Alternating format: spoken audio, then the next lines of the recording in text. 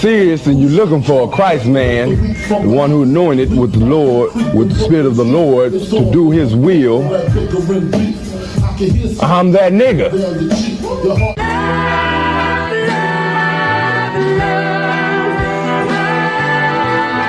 One West, 125th Street. Look, y'all put your faith in presidents like they gon' change this country. Run the league and let y'all play cause y'all gon' make a money. Fuck Obama, he ain't come here on cargo. American honor don't lack no soldiers. For the Spirit of the Lord, we don't lack no soldiers. The same. Black, Hispanic, Native, they hate y'all as the same. Hate Christ in they image, paint you as a slave. God ain't all love, scriptures say he hate. African soft niggas, they know we not the same. School to prison pipeline to get you off the streets. Put you in the cell toilet connected to the sink. Molested as a kid, she prostituted as a teen. The byproduct of Martin Luther King dream. They just took the yoke off, my nigga, we ain't free. We living bleak in these wastelands of poverty. If you don't know the truth, then the lie sound promising. Prophecy, gift and the curse. Dylan started killing, they was sitting in church. Black folk forgave him, man, this shit is absurd. You should never love your enemy, that shit ain't gon' work. Yeah, fuck dying on your knees, you better die in glory. Man, I joined the UPK, taught me the art of warring. I took a nigga life like mine to be recognized. I feel that pain every day, it can't be reconciled. Pops banging, my sister a prostitute. My brother got life, and somehow I still found the truth. War ready, no cowards, no excuse. Fuck reparations, you can't bandage no open wounds. Blood on the leaves, body swing hung from a noose. I was on a run in Nashville and I found the truth. I called the school, classes being held by the shock on my life. I want to be a gangster like a cop. Do this for my brothers, real brotherhood. Everything we do, we got it out this book. My nigga, I can never be no African. UPK the only authorized acronym. I'm passionate about my brothers and sisters. We in hell, I ain't got nothing against them. That's another religion. If it ain't under YAHANNA, ain't he murdered by them and got a hug from YAHANNA. That's the way out for a coward in my observation. They don't fear the Lord, they indoctrinated. Wolves in sheep clothing, Joe Osteen. Real priests bringing back black royalty. One West on my headpiece, ranking order. Can't let them trick me off the streets, I gotta raise my daughter. I got brothers at the border ducking ICE agents. I got the name change, it was life changing. My family thought it was a game, put on all black, they said I was going through a phase. It's more of us in jail than it was slaves. Aquí somos la Escuela Israelita del Conocimiento Práctico Universal. Hoy estamos aquí. Lord Commander General Yahanna, I.S.U.P.K.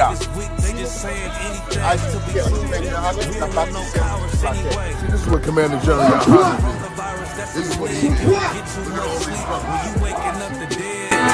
First camp, I cut off all my dreads. I took an oath when that oil hit my head. Niggas capping like they lids. I'm a priest, I never stick no fork in no pig. I was dead till I found out how to live. This brotherhood taught me how to be a man.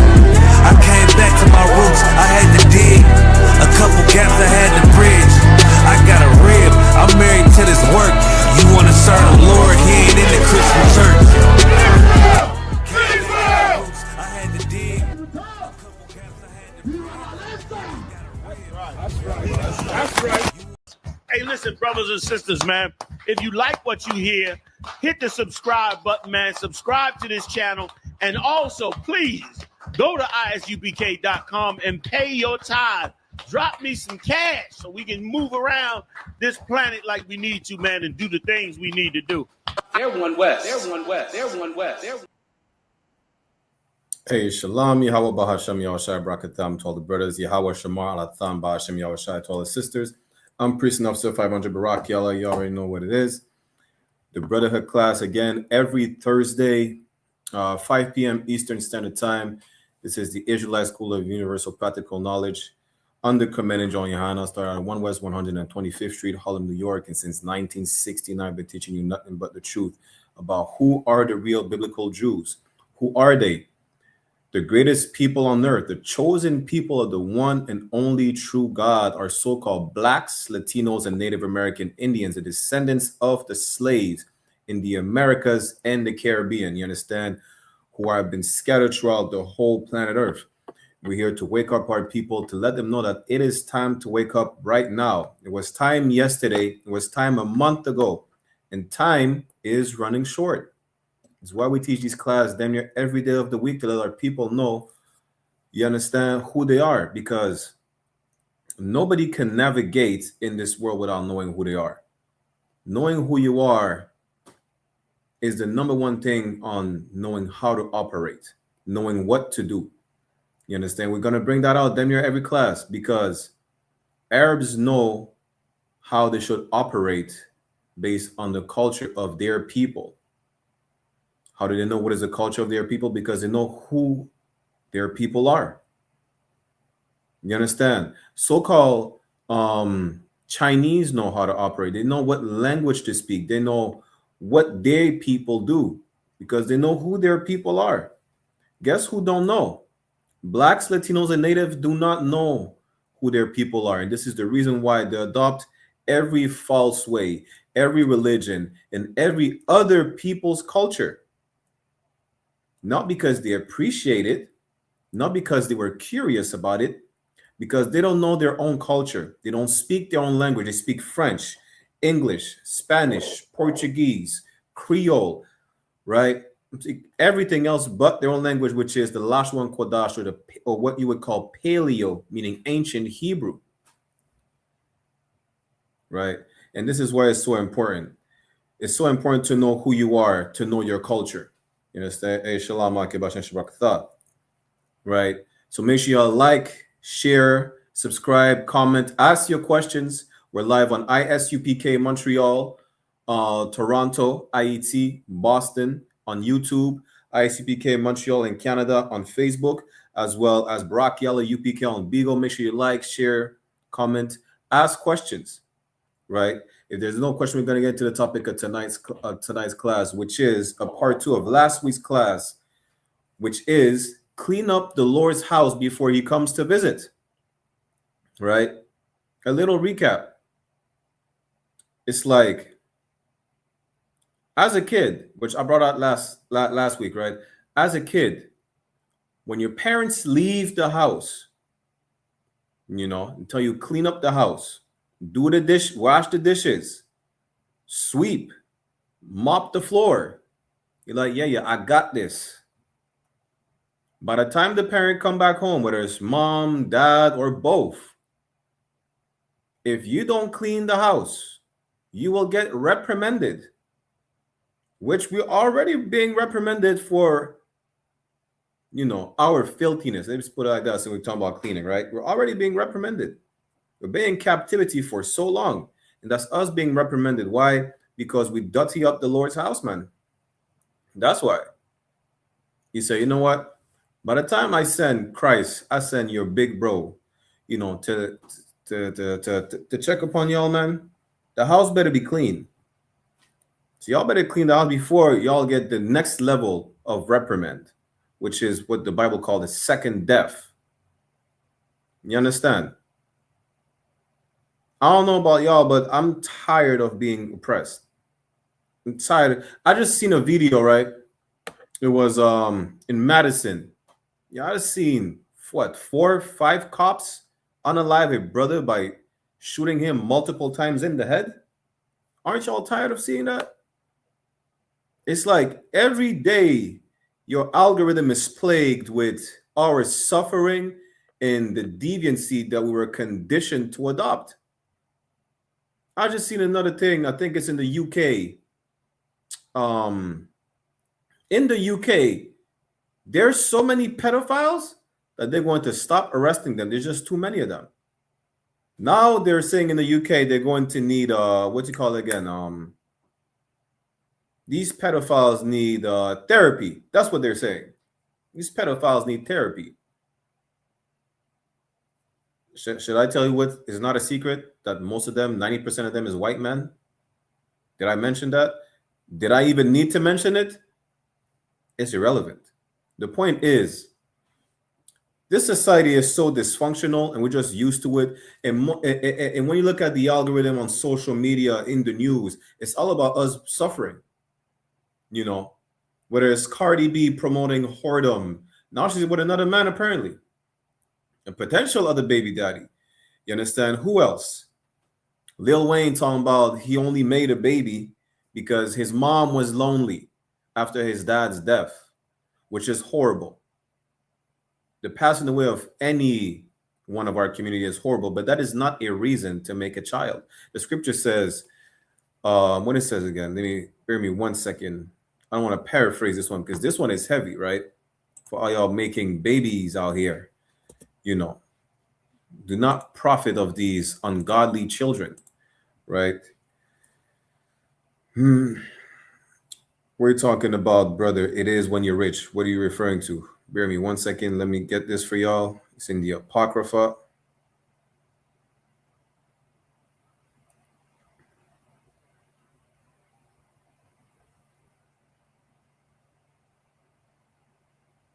Again, any questions, comments, feel free to put it in the chat. I think it's in Ecclesiasticus, if I'm not mistaken.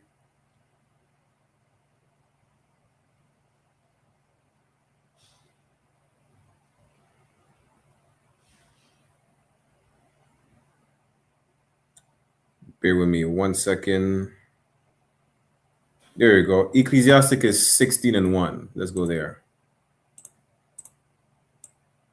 Anyone who wants to see my screen, because I'm gonna share my screen when I get these precepts, right?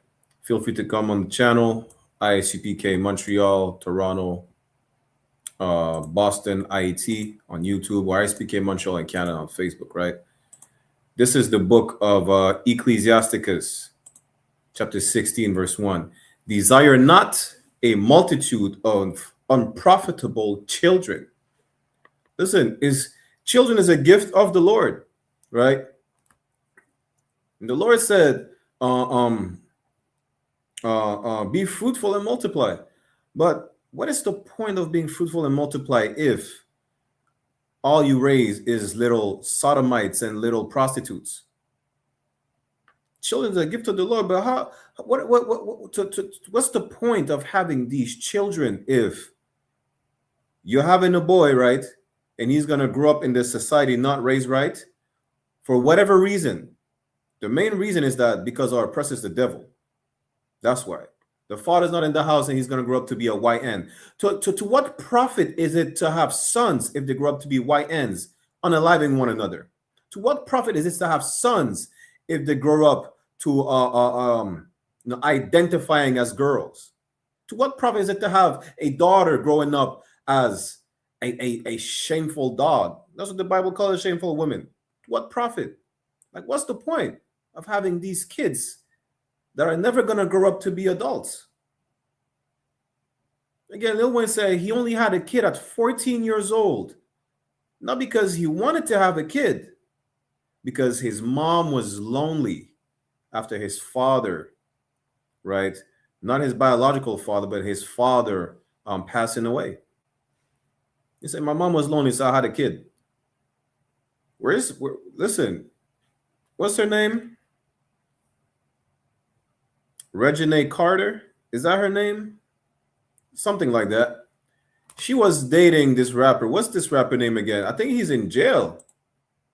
I say YFN Lucci. I think that's his name, YFN Lucci. Let me see.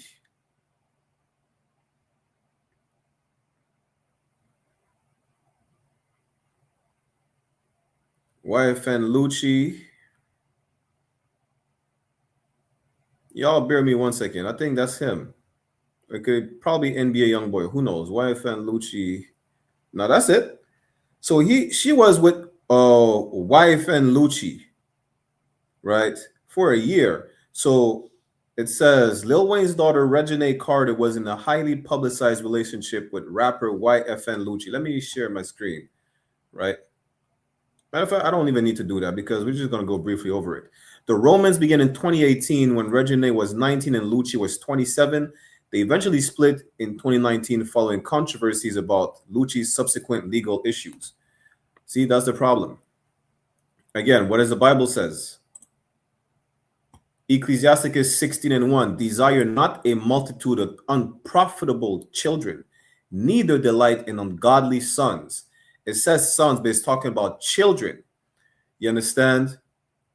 Because, listen, Reginald Carter is an example because sex is marriage. You know, she probably had other sexual partners before, but that's probably the one that's the most well known. The point is, once you lay down with a person, that's marriage, that's for life. Now she made a whore out of herself. You understand? Is Lil Wayne a great example? Was he a great example for his children? Absolutely not. But just because your mother is lonely is not a reason to have kids. See, that's the problem. We're conditioned to not think right. Even when you're conditioned to think right, listen, you should not ever think for yourself. The Bible says, trust in the Lord with all thy heart and lean not into your own understanding. Meaning, go seek counsel for everything, man. Don't think that you know better, because you don't. The heart is deceitful above anything. I'm just paraphrasing. Why? Because you think you know better, but you're just convincing yourself that you're doing something right. Or you're not making a mistake. Come to find out, you convincing yourself. You understand? You trusting in yourself. It's not yourself. It's probably a demon telling you, yeah, do what I tell you to do. Listen to me. And that's what you're telling yourself all the time. You listening to yourself is a mistake. Call your camp leader, man. Call the men above you. Call your father. If he's a man of the Lord, call your father, man. That's what counsel is for you to avoid making these mistakes. And that's so sad. Let's get another precept and then we'll get back in the topic of the class, right? Let's go into Hosea chapter 4. It's one of my favorite precepts. Why? Because it explains the reason why we're in the condition that we're in today. Hosea chapter 4, verse 6. My people are destroyed for a lack of knowledge. Lil Wayne did not know it is unprofitable. It is not good to have these unprofitable children, to have these ungodly sons. You understand? Our people till this day don't understand that you should never trust your enemy. They don't even know that integration is literally against the law. Integration is against the law. Segregation is biblical law. And I'm gonna finish this, show you that in the law, and then we're gonna get back to the topic of the class. My people are destroyed for lack of knowledge. We're destroyed because we don't know. Right? Let's keep reading. Let's see what it says. Because thou hast rejected the knowledge. Not because you were not provided the knowledge, we were given the knowledge since Adam. What did Adam do? Adam rejected the knowledge. He loved his woman more than he loved the Lord. That's what Adam did. Adam disobeyed. Adam was the first simp. How Adam was the first simp. The Lord gave Adam instructions. You know, he gave it to his wife. His wife did what every Black and Latina and Native women do till this day. They listen to the white man. He want to listen to his wife, who listened to the white man. And then the Lord say, yo, you're going to have to work hard now. Listen, I gave you everything. You could have just asked for it. Now you wanted to do that? I no sweat. Adam was destroyed because he rejected the knowledge. Our women are bringing child into this world painfully. Why? Because Eve rejected the knowledge. Since the Garden of Eden, we did a whole class about that. We've been following the heathens since the Garden of Eden. Y'all can look it up. It's on I.S.U.P.K Toronto. I think we did a 1 or 2 part class. Either way, right? We're destroyed for lack of knowledge since Adam, because since Adam, we've been rejected the knowledge. Let's keep reading. I will also reject thee, that thou shalt be no priest to me. Listen, if you turn away, if you leave the house of the Lord, don't expect the Lord. Listen, I keep saying this all the time. Hey, SHALAM, you can't force someone, right? You can't force a drug addict to stop smoking crack. You could tie them up to a tree. They're going to not smoke crack while they're tied up to the tree for obvious reasons. The moment they get untied, you think they're just going to repent and say they're never going to smoke crack again? No, they're going to run to the crack house because they've been feeding for crack for the longest time while they were tied up to a tree, man. The Lord is not going to force you back into the house. You say, you want to leave the house of the Lord. Hey, Lord be with you. You want to go out. It's like, you see, what's the movie again? Lion King? When Mufasa told Simba, don't go into the grave of the elephant. Don't go into the elephant graveyard. Now, I can protect you if you go there. This is exactly what we did. We went into the elephant's graveyard. We left the house of the Lord. We turned our back on the Lord. The Lord, he didn't turn his back on us. He said, hey, Lord be with you. And guess what? He's the Lord, and he was not with you. He said, no sweat. We'll see. The door is wide open. You could come back, though.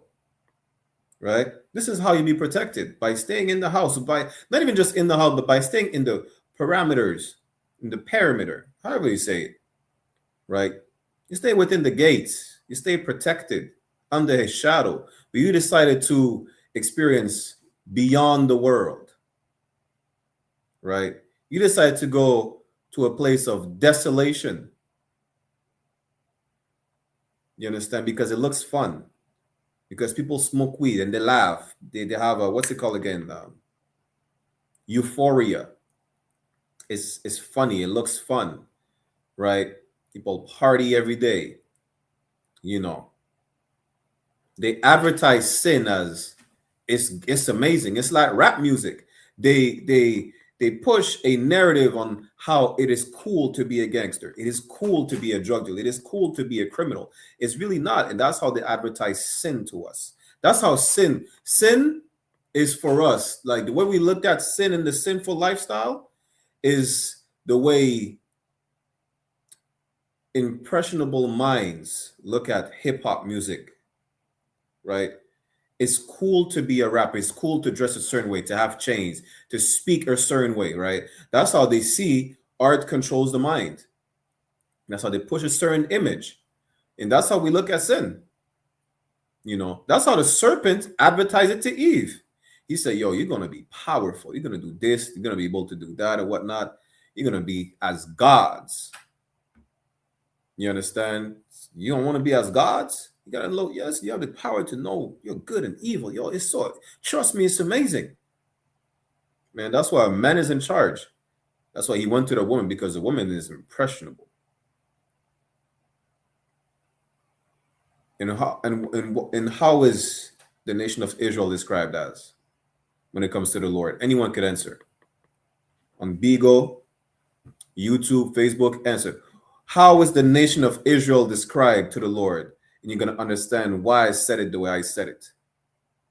Right? How are we? Let me put it like this. What is the nation of Israel to the Lord? What is the nation of Israel to the Lord? Anyone could answer. Dobie, anyone in the chat. What is the nation of Israel to the Lord?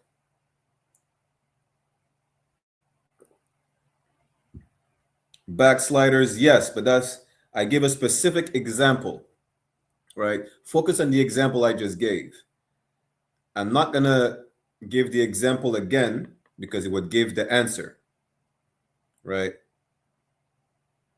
Now, what is the nation of Israel to the Lord? I'm going to give y'all a few more seconds, probably another minute or so, and then I'm going to give y'all the answer. You're going to understand about the example I gave, right?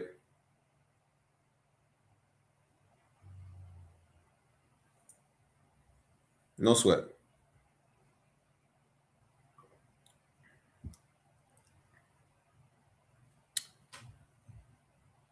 The nation of Israel is also compared to as a wife unto the Lord. And with that, you could understand how the man is in charge. The Lord is in charge. And when the wife doesn't follow the husband's direction, she messes up. Eve didn't follow her husband's direction. She messed up. The nation of Israel, which is a wife unto the Lord, don't follow the husband's direction, which is the Lord's direction. As a nation, we mess up. The nation of Israel is impressionable. Without the guidance of the Lord, they're going to mess up. That's the point. And sin is advertised. Is sin. Without the guidance of the Lord, we would do all manners of sin. Listen, the tribe of Benjamin almost got eradicated, right? Because they strayed away from the path of the Lord. You understand? Now, let me go real quick to Leviticus. I said I will show you segregation in the law. Let me go to Leviticus. Damn right. Leviticus, what is it, 20?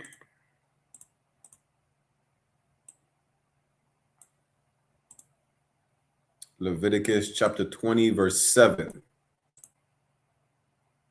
Again, questions, comments, I'll put it in the chat. Of course, my nigga Aizan is there. Shalom, Yahbashin Shabrakatah, Mosai in Christ. This is the law right here.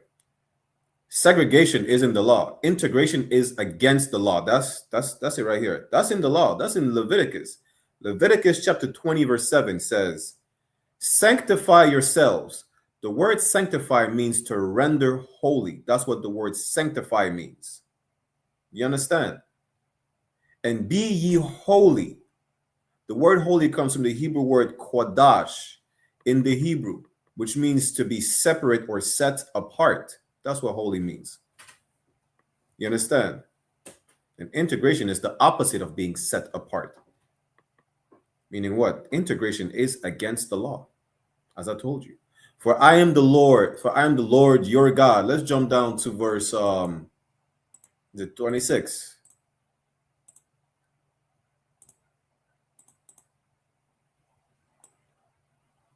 Yes, 26.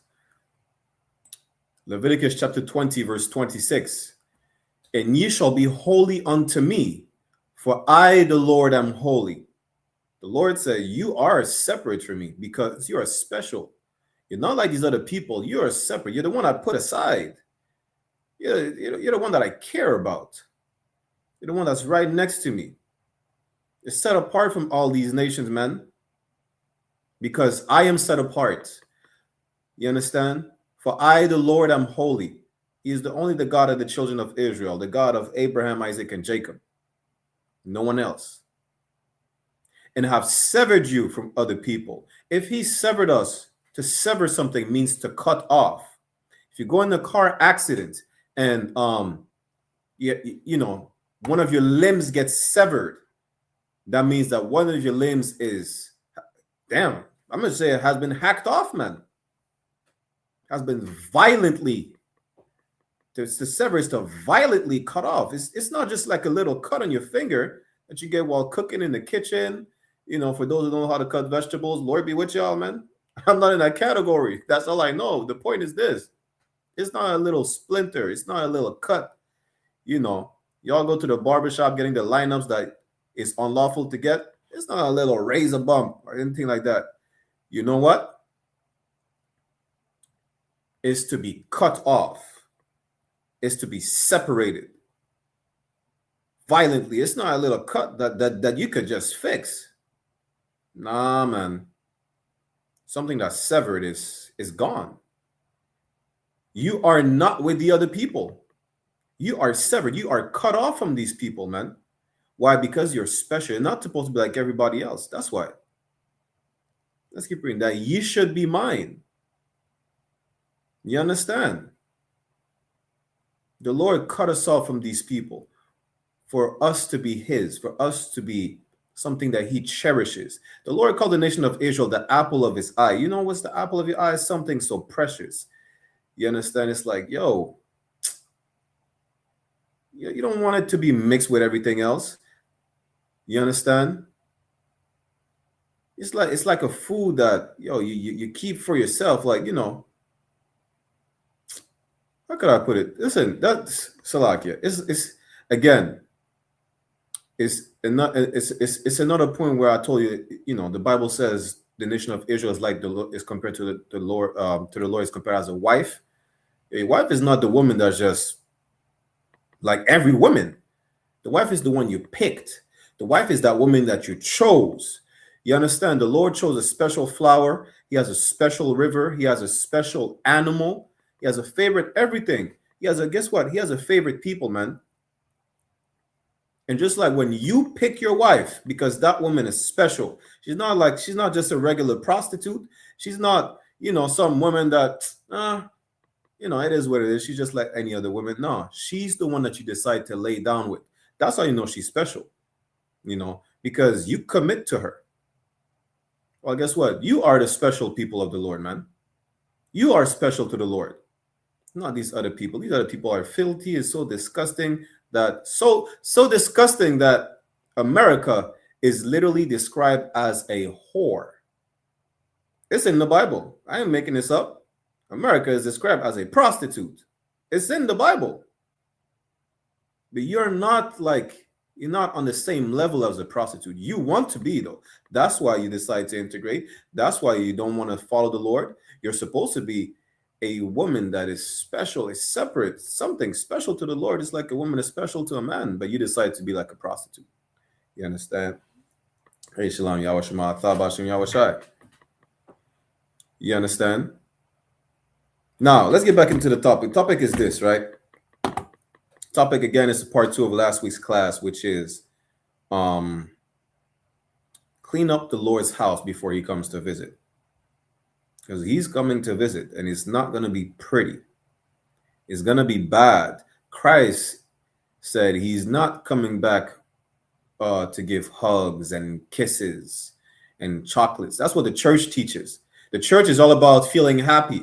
The Lord never told you to be happy. The Lord, you understand, he told you to be obedient. You understand? That's what the Lord told you to be obedient. He don't tell you to be happy and what's the word people use? Frolic. Be happy and frolic in a field of flowers and daisies. Who told you that? The church. The church told you that, man. The Lord told you, be obedient until the end. Be obedient like Job was obedient, regardless of what you face. Don't ever put your sword down. You as a woman, regardless of what you face, don't ever uncover your head. Suffer till the end.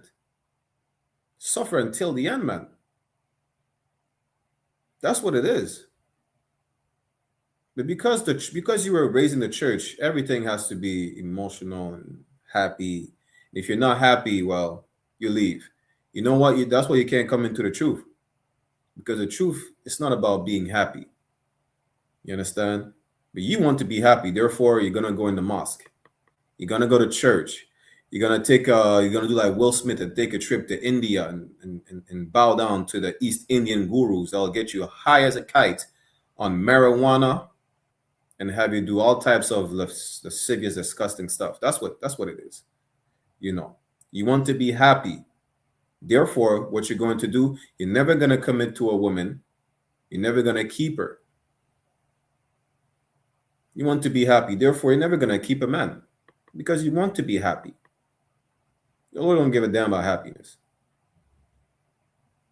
You don't even know what it is to be happy, truly, because you care about yourself. The Bible is the whole Israelite culture is not a selfish culture. When it comes to dealing with our nation, you have to be selfless.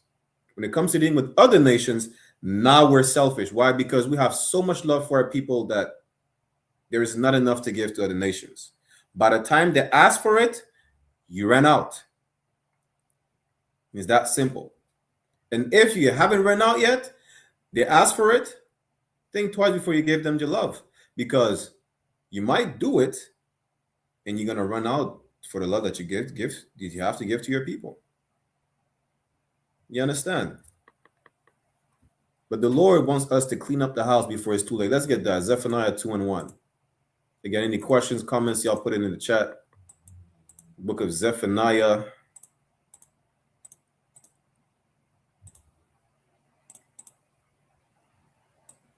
Chapter 2, verse 1.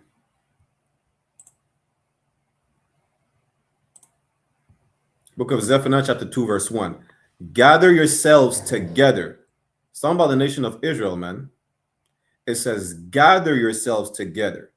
Yea, gather together, O nation. Again, we always have to emphasize on the fact that not only it says it twice. That's how stubborn we are. We have to be reminded twice, gather together. You know how many times it says, yo, follow the laws, man? Follow the laws. Remember to follow the laws. Come on, man. The Lord knows you're a stiff-necked people. It says you twice. Gather yourselves together. Yea, gather together. O nation not desired. What else we have to emphasize on? The fact that it says nation, singular. Not nations, plural. Not like what the church says. Not we are the world, we are the children, like Michael Jackson sang.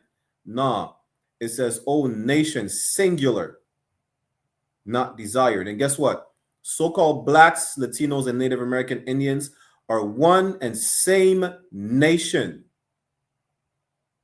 One and same nation. Mexicans are your brothers. Matter of fact, that's why y'all getting the parasite that makes you have explosive diarrhea. Why? Because those same Mexicans that you had in the fields picking up these fruits and vegetables, you deported them. The Lord said, oh yeah, no sweat. I got you. You want to keep deporting my people? You're going to keep, there was, ICE just kidnapped someone again, I think in Cali. They shot a Colombian father right next to his, was it his daughter or his son? I forgot. Right next to his 3-year-old child, a legal immigrant. You understand? The Lord said, no sweat. He got you plagues, man. He got you plagues like you don't even understand. What else? There's a new parasite with fish in Canada and the US. It's called, what is it again? Is it a cancerous carcin?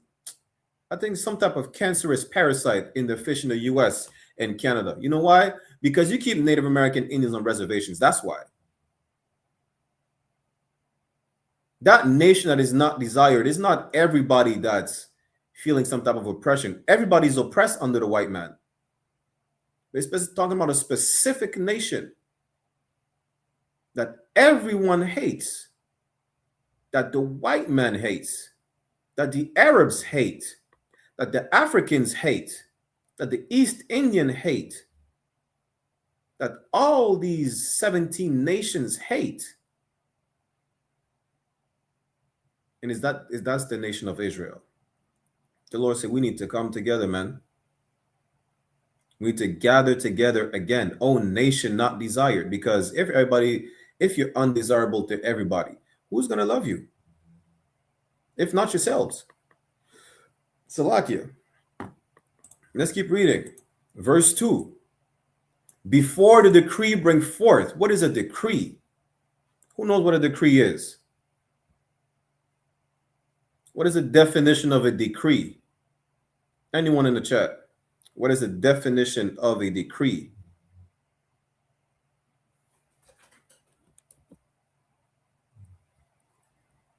I'm gonna get your answer. I'm gonna get your question in a minute, Dobie. What is the definition of a decree? See, the problem is a lot of people read the Bible without knowing basic definition, etymology, or context of any word or anything. Sis Pretty said an order. Anyone else? I'm gonna get 2 more answers. She said an order. What is a decree?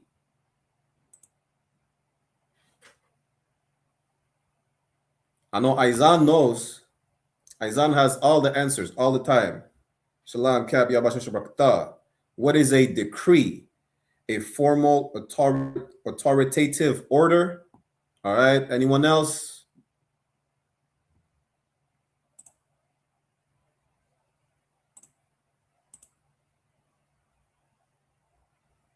The purpose of God. Nah. Well, those two answers were correct. Now let's get a definition according to the dictionary, right? The closest answer was what the brother put in the chat, a formal authoritative order. A decree is an official order. An official order. That's why it is an order, but his answer was more correct because it's a formal and authoritative order. Is an official order issued by legal authority or someone in position of power that carries the force of law. And as we know where the law comes from in the Bible. We know whose law it is, right?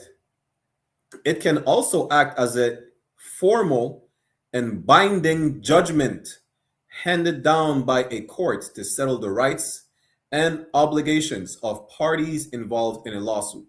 The point is, it is an official order, but it could also act as a formal and binding judgment, which is the two key parts. Why? Because it says, gather together, or nation not desired, right? Before the decree bring forth. The Lord has a specific order, man. There is an order. Listen, Christ is going to come back when he receives the order, when the decree has been put out, when the decree has been brought forth. You understand? When the act of judgment, boy, listen, where is it again? Let me get that precept for y'all, because y'all seem to don't understand how it is so important to clean up the house before it's too late. Let me get matter of fact, we're gonna wait till I bring that precept out, because that's heavy, right? There's a decree that you don't understand the level of that judgment that will be brought forth once that decree is out. A lot of people think they do, they think they grasp it, but even until you see it, until you witness it, like, you will not understand that level of judgment, that level of destruction. The Bible tells you. But a lot of y'all don't read the Bible. Y'all just barely glanced over it. And that's the problem. In the UPK, we don't read it, we live it. That's how we could grasp how heavy it is, especially when it says to gather together, not just because of brotherhood, but that's the number one thing. We have to love one another. Brotherhood. But it says gather forth. Let me keep reading. Before the day pass, as the shaft. What does it mean? See it like in these old Western movies, that little dust ball that passes.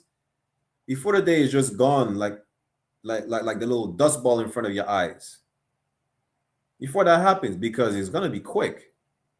It says the hour of judgment is what? And the Lord will judge these heathens in about an hour, meaning in a short time. Before the fierce anger of the Lord come upon you. Boy, listen, y'all better clean up the house before you get chastised by your parent. Once he come and check if the house is clean or not, that sibling that clean up the house, Most High in Christ, you're going to go on a vacation on a chariot. That sibling that still has a room dirty or just swept everything under the rug, yeah, you're going to be chastised with the second death, with the fierce anger of the Lord coming upon you, man. It's not pretty. I'm telling you right now. We're going to look at it.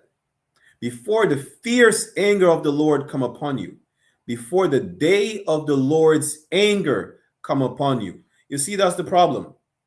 Christians, they give you the day of the Lord like something beautiful to wait upon, right?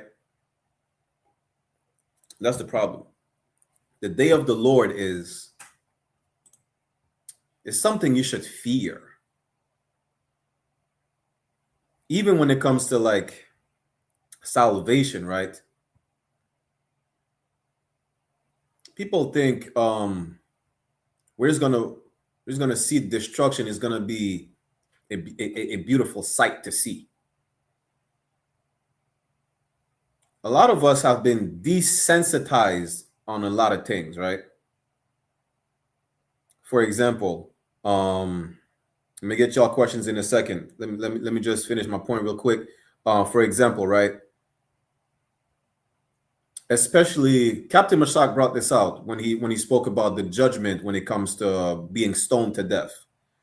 A lot of people can't grasp it because, especially if you've never been in a so-called third world country, right? You hear stories like, I remember, I've seen a car crash, right? No, it's not a car crash. It was a motorbike accident. Yo, listen, I've seen body parts all over the place. It was not pretty. Imagine how traumatizing it is for certain people to see certain things to the point where I desensitize.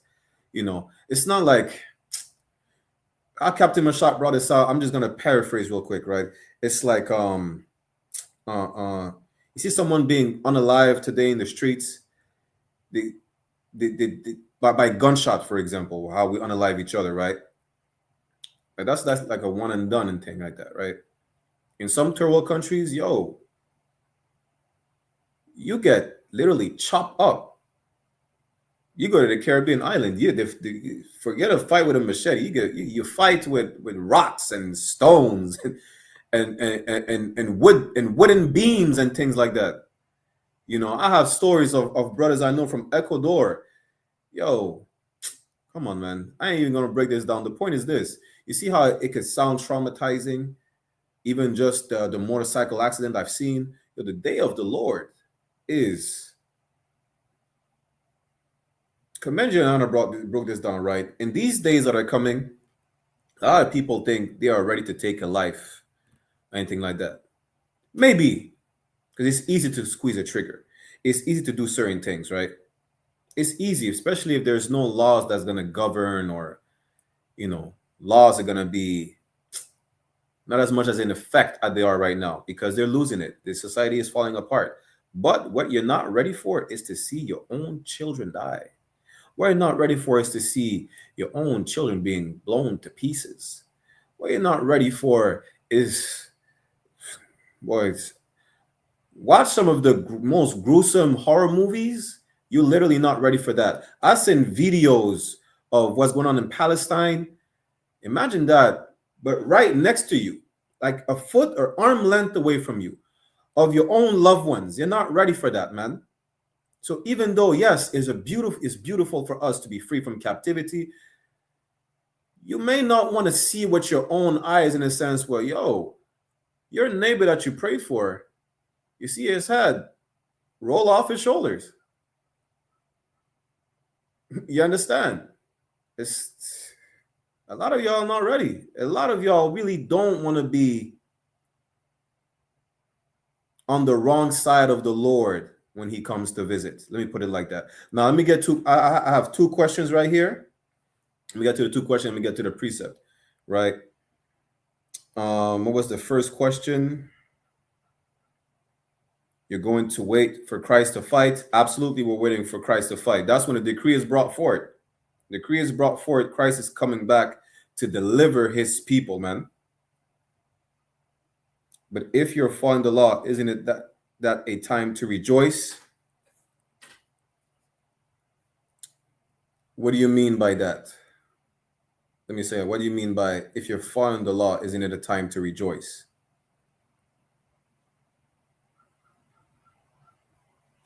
Because we follow the law, right?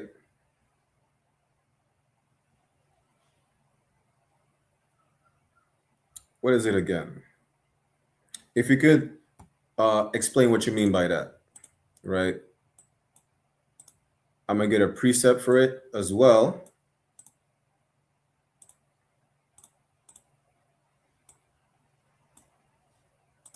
We get a precept for that.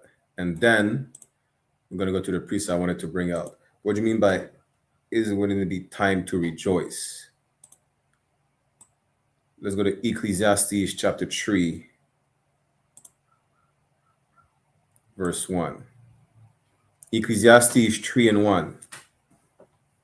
To everything there is a season and a time to every purpose under the heaven.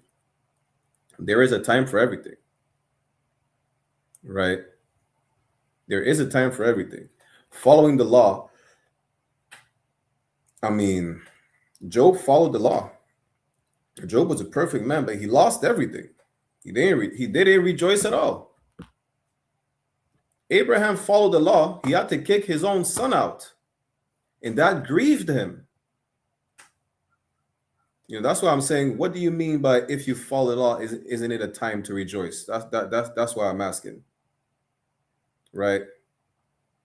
Because there's a time for everything.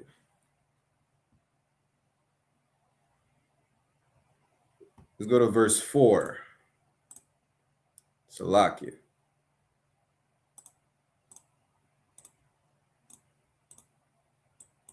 Ecclesiastes chapter 3, verse 4. A time to weep and a time to laugh, a time to mourn and a time to dance. There is a time when we're going to rejoice. There is. She said, wouldn't that be a win? So again, I'm going to see, what do you mean by wouldn't that be a win? Because angels do rejoice when a sinner comes into the truth. Was that Luke?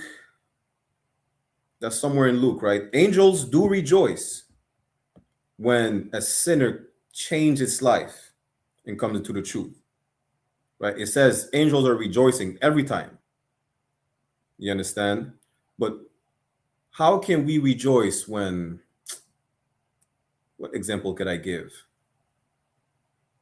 There's a brother that just got unalived yesterday or 2 days ago in Wisconsin. I can't rejoice when my people are still being lynched, but there will be a time where we will rejoice, though. When Christ comes back and the kingdom is established, when the kingdom is on the earth, right? It says, matter of fact, there is a time, there will be a time to rejoice. Who knows the precept? Who knows the precept? There will be a time to rejoice. I'm gonna give y'all a second. When are we gonna be able to rejoice?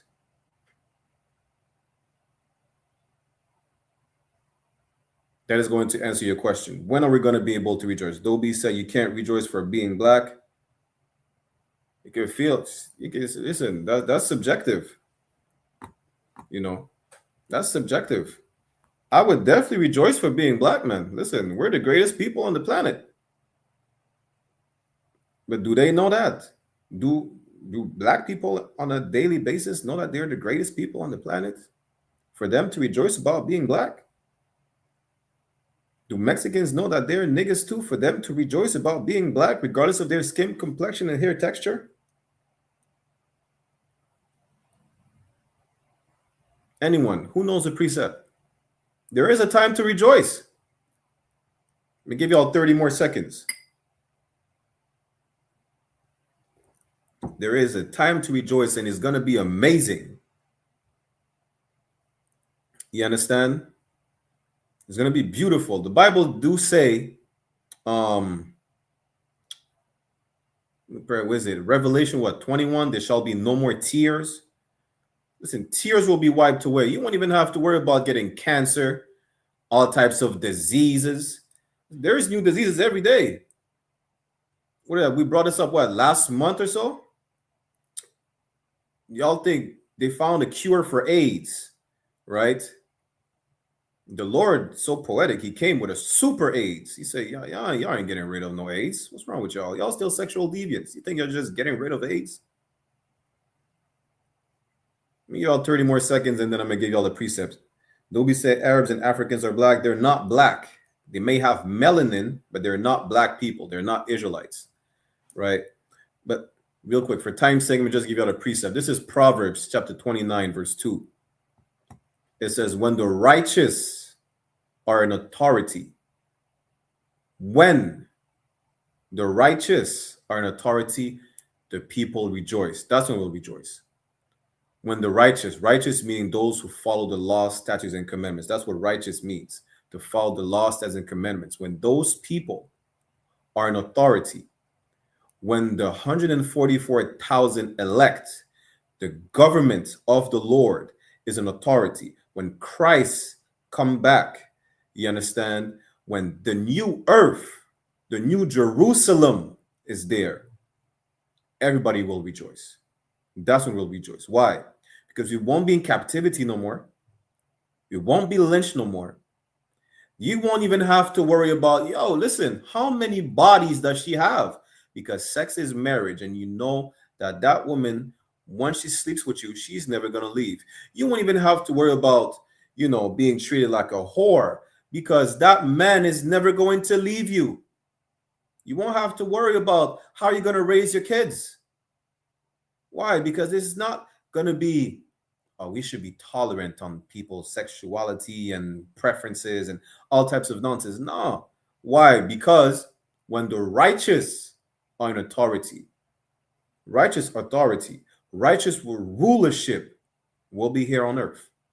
The kingdom of God will be here on earth. You understand? And that's when the people will rejoice. Let me finish that and then we'll get to the other precept. When the righteous are in Proverbs 29:2, when the righteous are in authority, the people rejoice. But when the wicked beareth rule, which is right now, the people mourn. Why? Because they have whole islands where they ship children. That's why. Because there's a people, right, that have the highest rate of prostate cancer in the world. Why? Because the white man is the devil and he's the wicked that beareth rule. Palestinians, they're using a weapon in Palestine, right? That produces a higher level of heat than flowing magma and flowing volcano. That's why people are mourning. They're using white phosphorus in Lebanon. They are molesting little boys in Afghanistan because of their culture. There is no protection for women and girls in Pakistan from being sexually assaulted. That's why people mourn. You understand? That's why people mourn. But when the righteous are in authority, people will rejoice. You know, people will rejoice. They'll be glad that they are serving the nigger God in the nigger king kingdom. They'll be glad. They will not fret anymore about napalm, white phosphorus. They won't even, there's not going to be an issue with Asians worrying about being blamed for a plague because they will not eat rats. They will have to abide by the law. You understand? That's why. I pray I answer your question. Now, let me get to the precept of the day of the Lord that nobody is ready for. Right? That's why we need to make sure the house of the Lord needs to be cleansed first, man. Let's go to Isaiah chapter 13, verse 6. Any other questions, comments, feel free to ask. Anyone? Right? Isaiah chapter 13, verse 6. Let's start there. Howl ye. To howl is to let out a cry. You understand? Not like a howling wolf, but a howl could be something creepy and scary. You know, howl ye for the day of the Lord. What did we just read earlier? Gather together before the decrees bring forth. Lord come upon you, man. And we're about to see what is the day of the Lord. And it's definitely not what is being taught in the church. Howl ye, for the day of the Lord is at hand. Listen, time is short.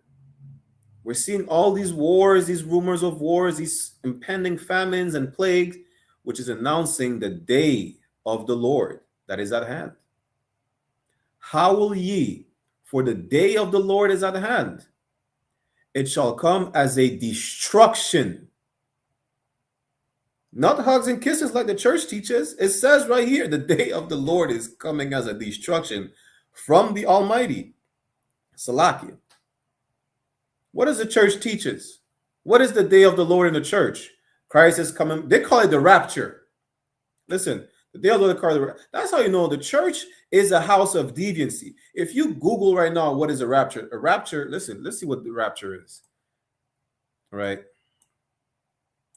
Let's see what the rapture is, and then we'll get back to that. That's why it's hilarious, right? That's why, first of all, the word rapture is not even in the Bible. That's number one. Second, this is the definition of rapture. Rapture has two primary meanings. Generally, it refers to a state of extreme happiness, ecstasy, and overwhelming emotional delight. Who knows what that means? Who knows?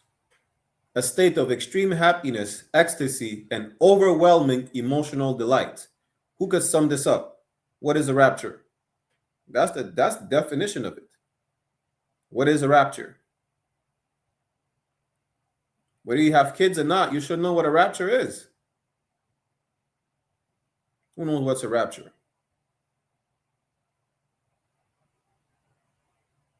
Y'all don't? Y'all need the answer? No sweat. A rapture is an orgasm. That's it. Listen, if y'all have a significant other, if you men have a wife or more than one wife, you understand? Y'all get raptured up, man. That's the rapture. This is not the day of the Lord. But the day of the Lord, let's read it again. Isaiah 13:6. Howl ye, for the day of the Lord, not the rapture. The day of the Lord is at hand. It shall come as a destruction from the Almighty. Y'all not ready for that, man.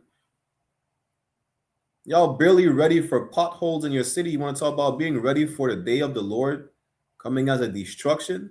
Y'all complain about potholes all the time. Y'all, they just had an earthquake. Where did they have an earthquake just now? In Texas. They had a 5.5 magnitude earthquake in Texas. Was it yesterday or this morning? Who is ready for that? Y'all not ready for these earthquakes in these diverse places that are about to get worse. You want to talk about getting ready for the day of the Lord? Listen, you want to get ready, you come to class, man.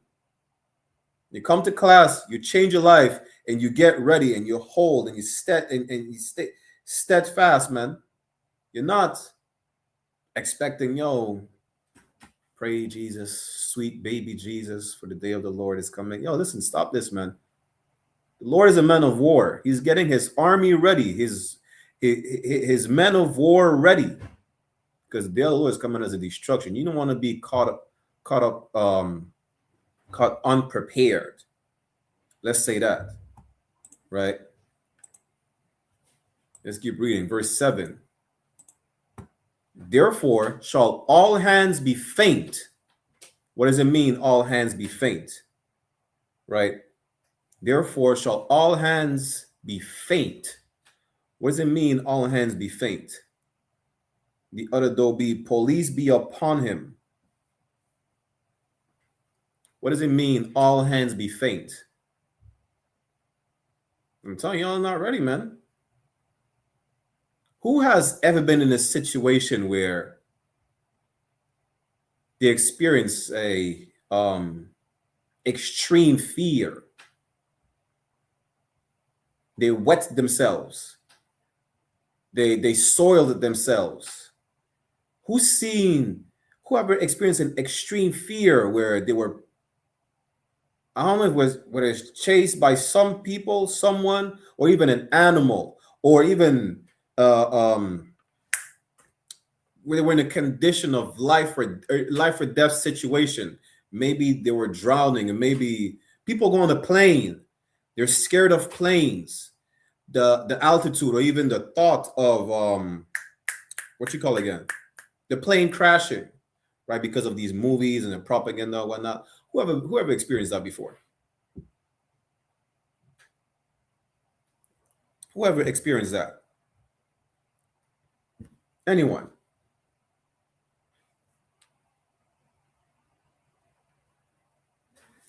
Whoever experienced that before?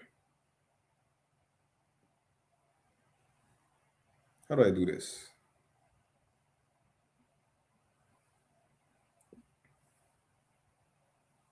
No, sir, I can't do it.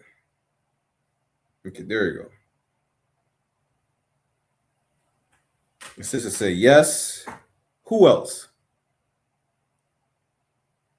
No, sir, for time's sake. Listen, that's what it's talking about right here. It's an extreme sense. The day of the Lord is scary. It's telling you right here. Your hands being faint. Imagine your hands just shaking, right? I think they call it jittering or something. Not because you're high, because you're afraid, because you're nervous. That's the day of the Lord, man. I'm telling you right here. Therefore shall all hands be faint. Nobody is ready for the day of the Lord. It's a scary sight. Even the people who are going to be taken up, right? When it's, we're going to read that in a second. But it says we're going to be taken up on chariots. If you enjoy Lord allow, we get to see that day where we're taken up on chariots. But you think it's just going to be, I expect to be taken up on a chariot? Matter of fact, let's get that real quick, right? And then go back to Isaiah. Go to Matthew.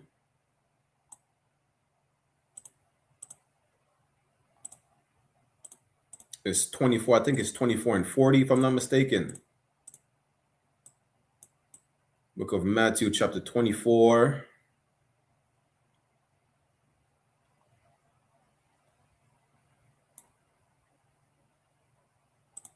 Yeah, 24 and 40. Book of Matthew, chapter 24, verse 40 says, Then shall two be in the field. The one shall be taken and the other left. Imagine you're slaving or you're shopping or you're doing whatever. Out of nowhere, you're just taken up. You're being abducted. Like, what the hell is this? You don't even know what a chariot looks like from the inside, the outside. Either way, you just get abducted like, yo, what the? You don't know. You're working you're working in the yard, or you're at the family event, or you're slaving outside. You're slaving inside. You just get abducted. It says it right here. Two be in the field, one shall be taken, and the other left. That one that's taken, that's you being taken up a chariot. It's still scary though. It may sound like a relief, but listen, I hear horror stories. People, people get abducted. You're like, damn, getting a bag put over your head. It's a scary sight. You don't know what's going on. Either way, it's still gonna be scary though. You don't know what happened. You just know that you've been taken up, and the person next to you, they've been left. We do pray for all to come to repentance. That's what we teach these classes, man. It's not just for fun. It's not just for fun. It's not for fun, period. Salakia. It's not for fun, period. I could be playing video games right now. No, but we have a duty to let our people know that the kingdom is at hand. That what we just read again, the day of the Lord is at hand. And it's a scary sight.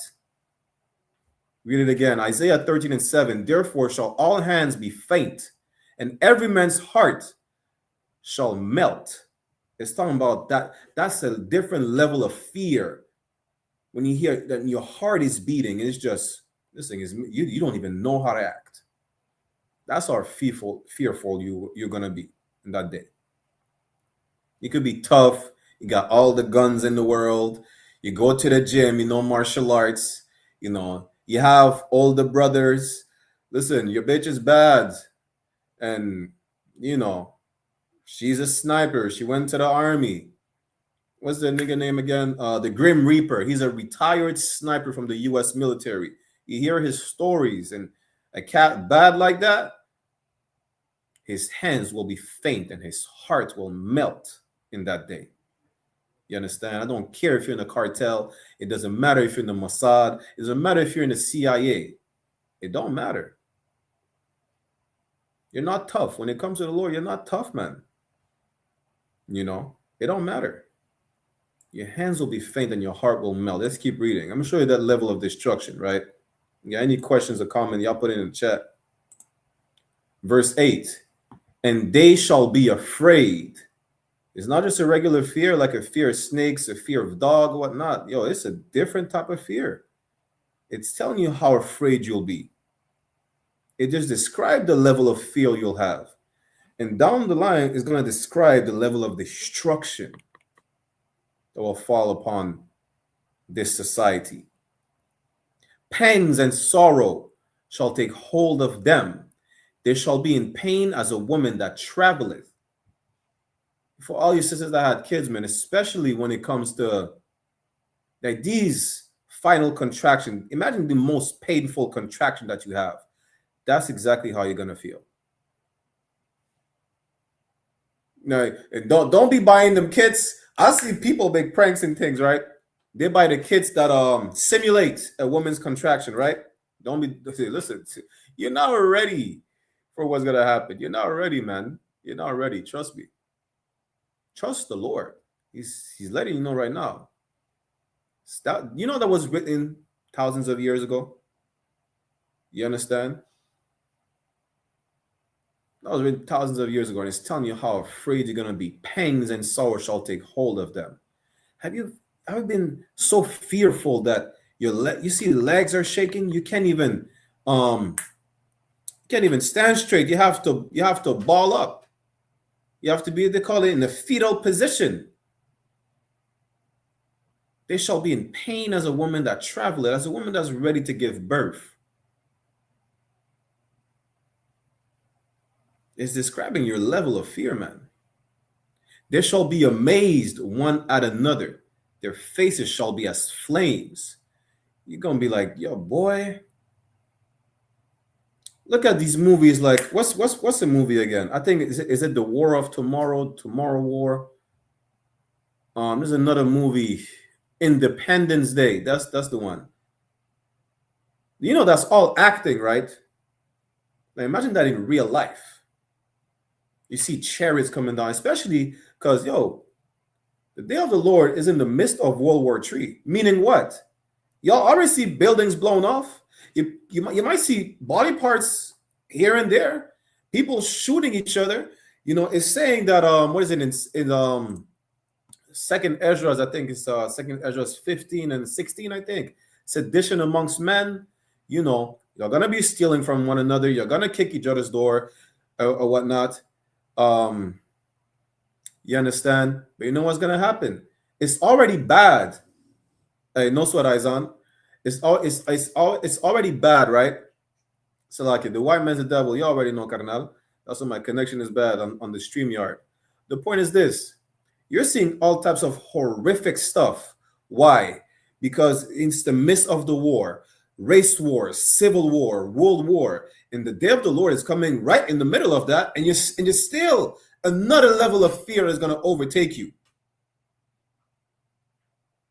Man, hey, damn, y'all, trust me, y'all ain't ready, man. Y'all ain't ready. It's telling you right here, y'all are not ready.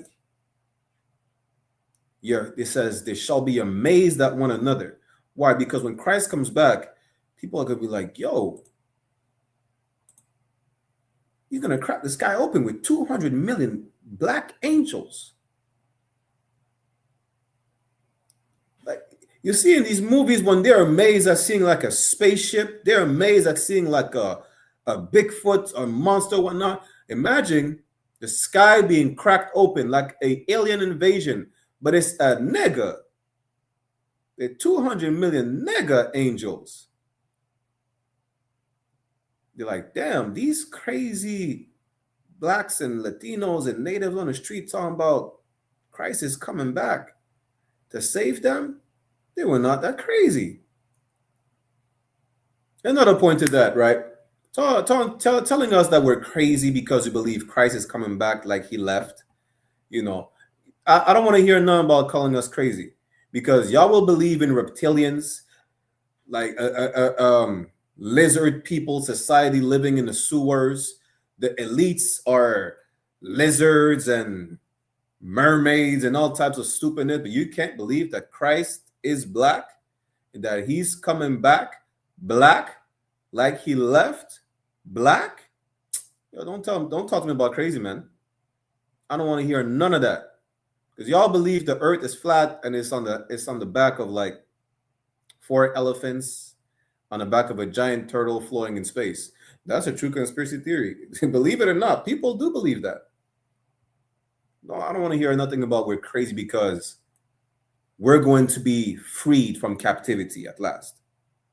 If that's crazy, well, hey, I'll be crazy. I just know that you are a lunatic. You probably should stop smoking weed too. You understand? Let's get back to the precept, man. Isaiah 13 verse 9. Behold, the day of the Lord cometh, cruel both with wrath and fierce anger. Again, it's not like the church told you the day of the Lord will be.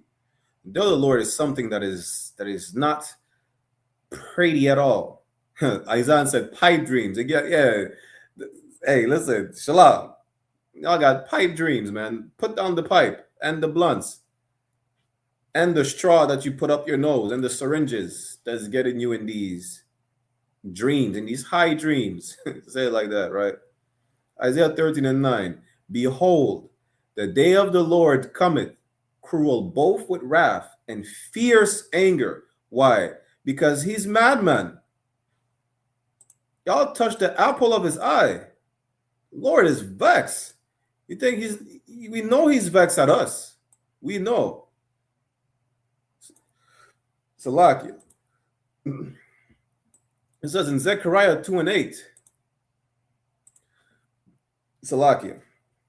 Zechariah 2:8. For thus said the Lord of hosts, after the glory had he sent me unto the nations which spoiled you, for he that touched you toucheth the apple of his eye. Yo, he's vexed because he touched his favorite people, man. He's vexed because he hung y'all. These nations hung the Lord's children. Y'all did all types of atrocities to the Lord's favorite people, to the Lord's children, something the Lord's value more than anything and anyone else. Oh yeah, y'all got it coming, man. You understand? Hey, shalom, y'all ain't even ready for what's coming. So, let's get back to Isaiah. Isaiah 13:9. Behold, the day of the Lord cometh, cruel, both with wrath and fierce anger, to lay the land desolate. People talking about, the Middle East is being reduced to a parking lot. That's what desolate means. This whole society will be. Damn, I forgot what's the term in English. The point is this society will be rendered desolate. What does the word desolate means? What is the meaning of the word desolate?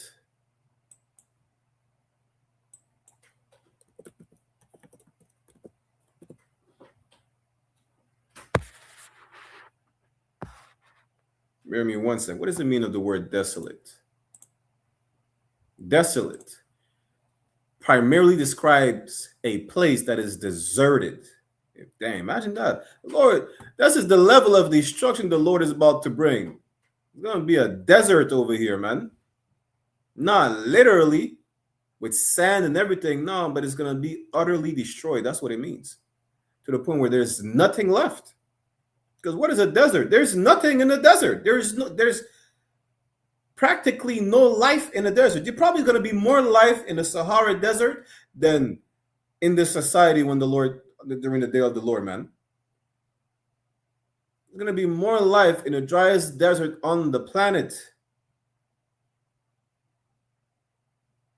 than after the destruction of the day of the Lord. Desolate primarily describes a place that is deserted, empty, and devoid of life.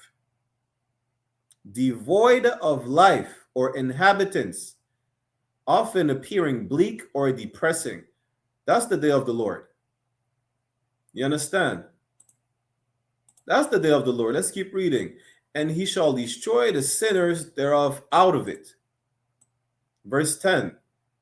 So, where do I want to go? Let's keep reading to verse 16. For the stars of heaven and the constellations thereof shall not give their light. Listen, everybody who's on a high pedestal. Who is it again? Who's called the son of the morning? Lucifer. All these stars, all the son of the morning, they're not going to shine no more. They're going to be brought down to the deepest and darkest place of hell, which is on earth, by the way, not on the ground. They're not going to be looked at like we trying to shine as bright as them. No, it's going to be our time to shine.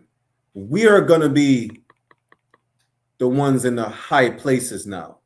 Our governments, our mountains are going to be put up. The difference is that ours will never fall. Our lights will never stop from shining, ever. You understand? Our lights will never run out of batteries. We will never short circuit. The only time that happened is when we sinned. The kingdom will be established forever. It's going to be an everlasting kingdom. Forget about an extended battery life. That battery life is infinite. That is our light. Now their battery is running out, and they know that. They know. Let's keep reading. The sun shall be darkened in his going forth, and the moon shall not cause her light to shine. You understand? Who knows what it means?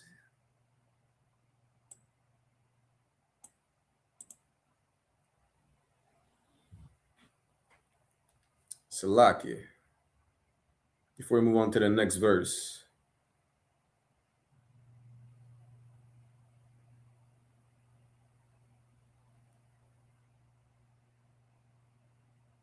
What time is it? Damn, Salaki. Bear with me 1 second.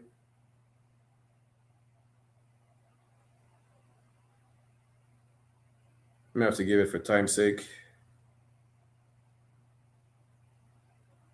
It's talking about knowledge, man. The sun and the moon, if I'm not mistaken, it's talking about knowledge. The sun and the moon is referred to as no, is it knowledge or wisdom? I want to be given the wrong word. Let me get back to y'all on that. I don't want to give the wrong word, right? I'm gonna get back to y'all on that next week.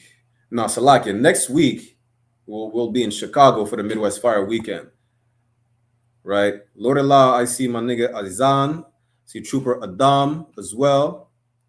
Lord Allah. If not, well, we'll see each other regardless. You understand? Because Passover is coming up too. The sun and the moon is not the truth. La'ah. It's if I'm not mistaken, it's wisdom. If I'm not mistaken, it's wisdom. Let me see. Bear with me 1 second.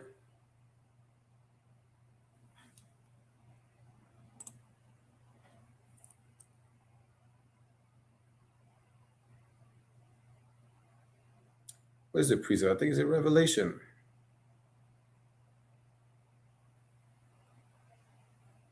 If I'm not mistaken, it's wisdom. Let me see if I can get you for you real quick. If not, I'm going to save it for next class. Matter of fact, y'all can ask this question Saturday because we have the Montreal Scripture Breakdown at the Community Center. It will be starting in English, the classes. Bear with me 1 second.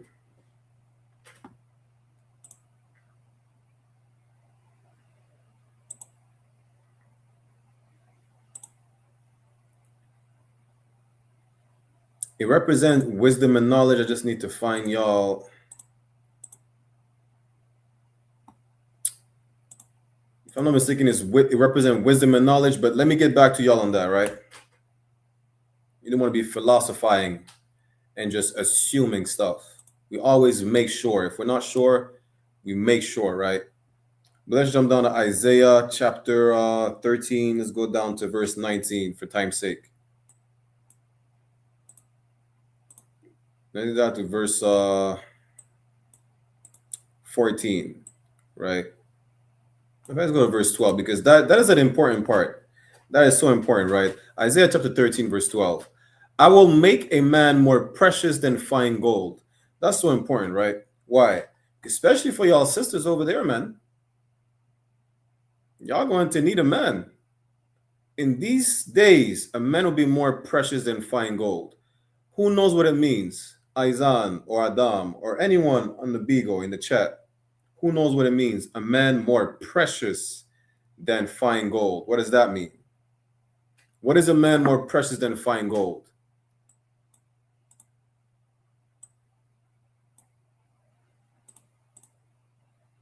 What is a man more precious than fine gold?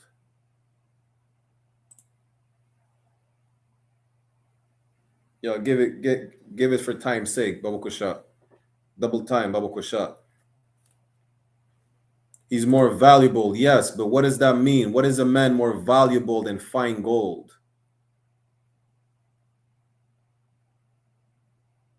Let me finish reading it. I will make a man more precious than fine gold. In these days, these perilous times, I will make a man more precious than fine gold, even a man than the golden wedge of Ophir. For those who don't know, that's you see 24 carats of gold. The gold of Ophir is better than that. That's how precious a man will be. But what is a man more precious than fine gold? than the golden wedge of Ophir? What is a man more precious than fine gold? SHALAM, YAHANNA. What is that? What is that? What is a man more precious than fine gold? We give you all about one more minute before I give you the answer. What is a man more precious than fine gold? Why is it so important in these last days? He can't be bought. Okay, but okay, you're not wrong. In the sense, what do you mean by he can't be bought? What does that mean? Let me before I say you're not wrong. What does that mean he can't be bought?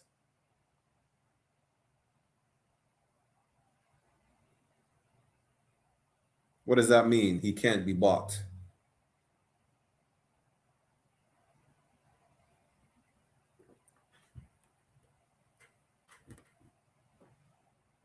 What does that mean? A man more precious than fine gold, he can't be bought. Yeah, they don't know that on the Beagle. They're not ready for that.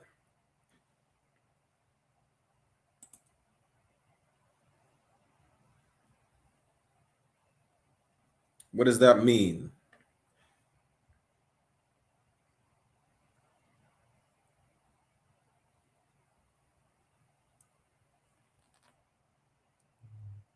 He can't be bought. What does that mean? Mean he won't compromise his beliefs. Okay. That's not incorrect, right? That's not incorrect, but for times I'm going to give you all the answer. A man more precious than fine gold, that's y'all in the truth. That's a man of the Lord. A man that keeps the law, statutes, and commandments. That's what's more precious than fine gold. Who knows the precept? If y'all don't know, it's fine. Y'all just say y'all don't know or ask for the precept, right, for time's sake. Matter of fact, let me just give y'all the precept for time's sake. It's Psalms chapter 19, verse 7. That's the precept. Psalms 19 and 7. The law of the Lord is perfect. The law of the Lord is flawless, man. Converting the soul. The testimony of the Lord is sure, making the wise simple. That's where you want to start. You want to start because it's a man that's following the law. A righteous man is going to be a man more precious than fine gold. Verse 8.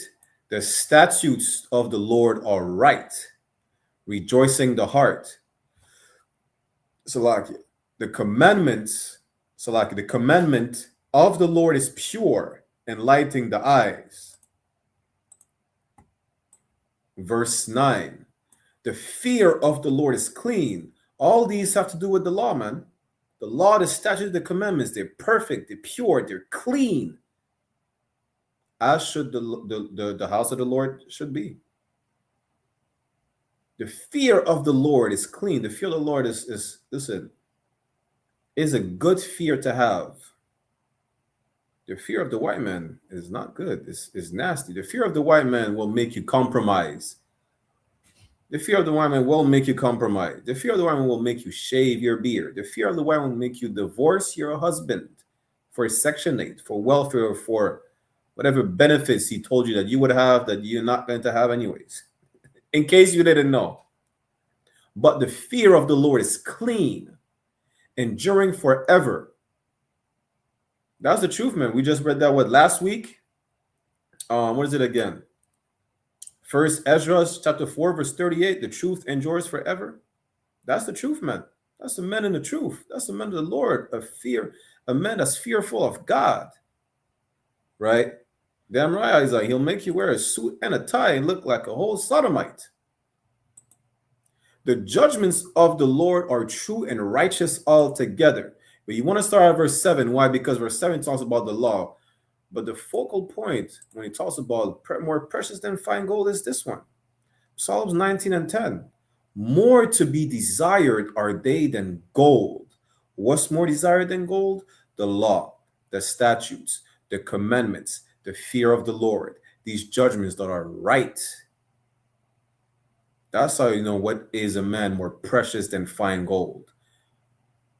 Psalms 19 and 10. More to be desired are they than gold, yea, than much fine gold, than much fine gold, sweeter also than honey and the honeycomb. That's why I love this precept so much, man, because it tells you how the law is precious. The law is more precious than gold. And the man in that day, a man will be more precious than fine gold. Not these drug dealers out here, not Offset, who's a half a sodomite. You understand? What's the nigga name again? This nigga compromised his whole image of a gangster and gangster rap, and Mick Meal hopping around like a bunny rabbit for the white man. Come on, man. Come on. I'm even gonna pull up the clip. This man was hopping around like a bunny rabbit. What's rabbit again? Like a conejo. This thing was hopping around like a conejo for the white man. But a man of the Lord, a man that follows the law, is going to be more precious than fine gold in these perilous days, man. It's important for y'all sisters out here. Picking the right man it's going to be detrimental. And why I love this precept right here too, because you see how precious it is? It's more precious than fine gold. But you know what also is precious? You know how precious honey is till this day. They're finding honey today from the time of ancient Egypt. You know you can still eat it, right? Why? Because honey is one of the only food that literally never goes bad. You know what else never goes bad and endures forever? The law. The truth. You understand? Honey never goes bad, man. It could crystallize. That's easy to fix. You just boil it, apply some heat, and it becomes liquid again. Honey never goes bad. So does the law. You understand? Listen, watch this. See, you don't want a man like Snoop Dogg, man. Snoop Dogg, as I said, Snoop Dogg said he'll never perform for Trump, but he ended up tap dancing for him. And that's a fact. That is a fact. You understand? Nick Cannon was told, oh, we cancel you, and then he apologized.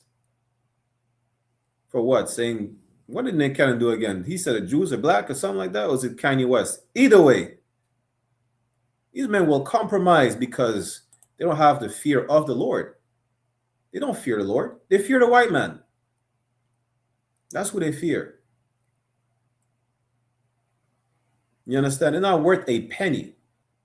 And in these last days, no matter what amount of money you have, a man with no morals, a man with no code of conduct, a man that doesn't follow the law, statutes, and commandments is not even worth a penny.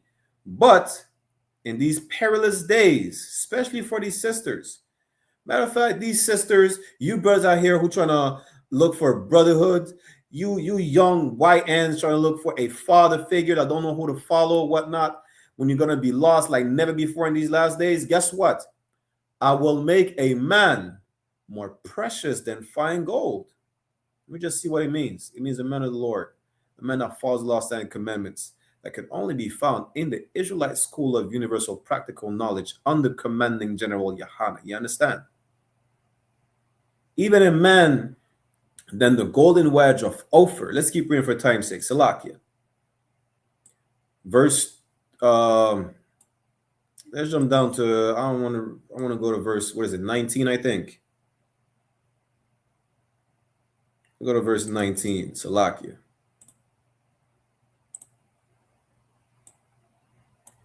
Matter of fact, no, let's go back to verse 14. Because this, in verse 14, right? Like I was mentioning, what it says in Second Ezra 15 and 16 about seditions among men. Jump down to Second Ezra 15, 16 on down to 20. That's what it's talking about right here in Isaiah 13 and 14. Let's read that.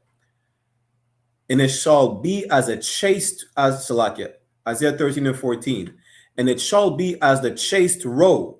A roe is like a female deer or a female antelope, right? Like, see, like a prey item. When the prey, whether it's a deer, an antelope, what they do, they scatter. You understand? They scatter and they look for safety. Where? He's going to tell you where. And it shall be as a chaste roe, and as a sheep that no man take it up, as a sheep with no shepherd. What do these sheep do? What do these goats do? What are these roes? These deers, these antelopes, these wildebeests? What do? They shall every man turn to his own people. That's what's going to happen. Just like deer scattering, they regroup within the herd.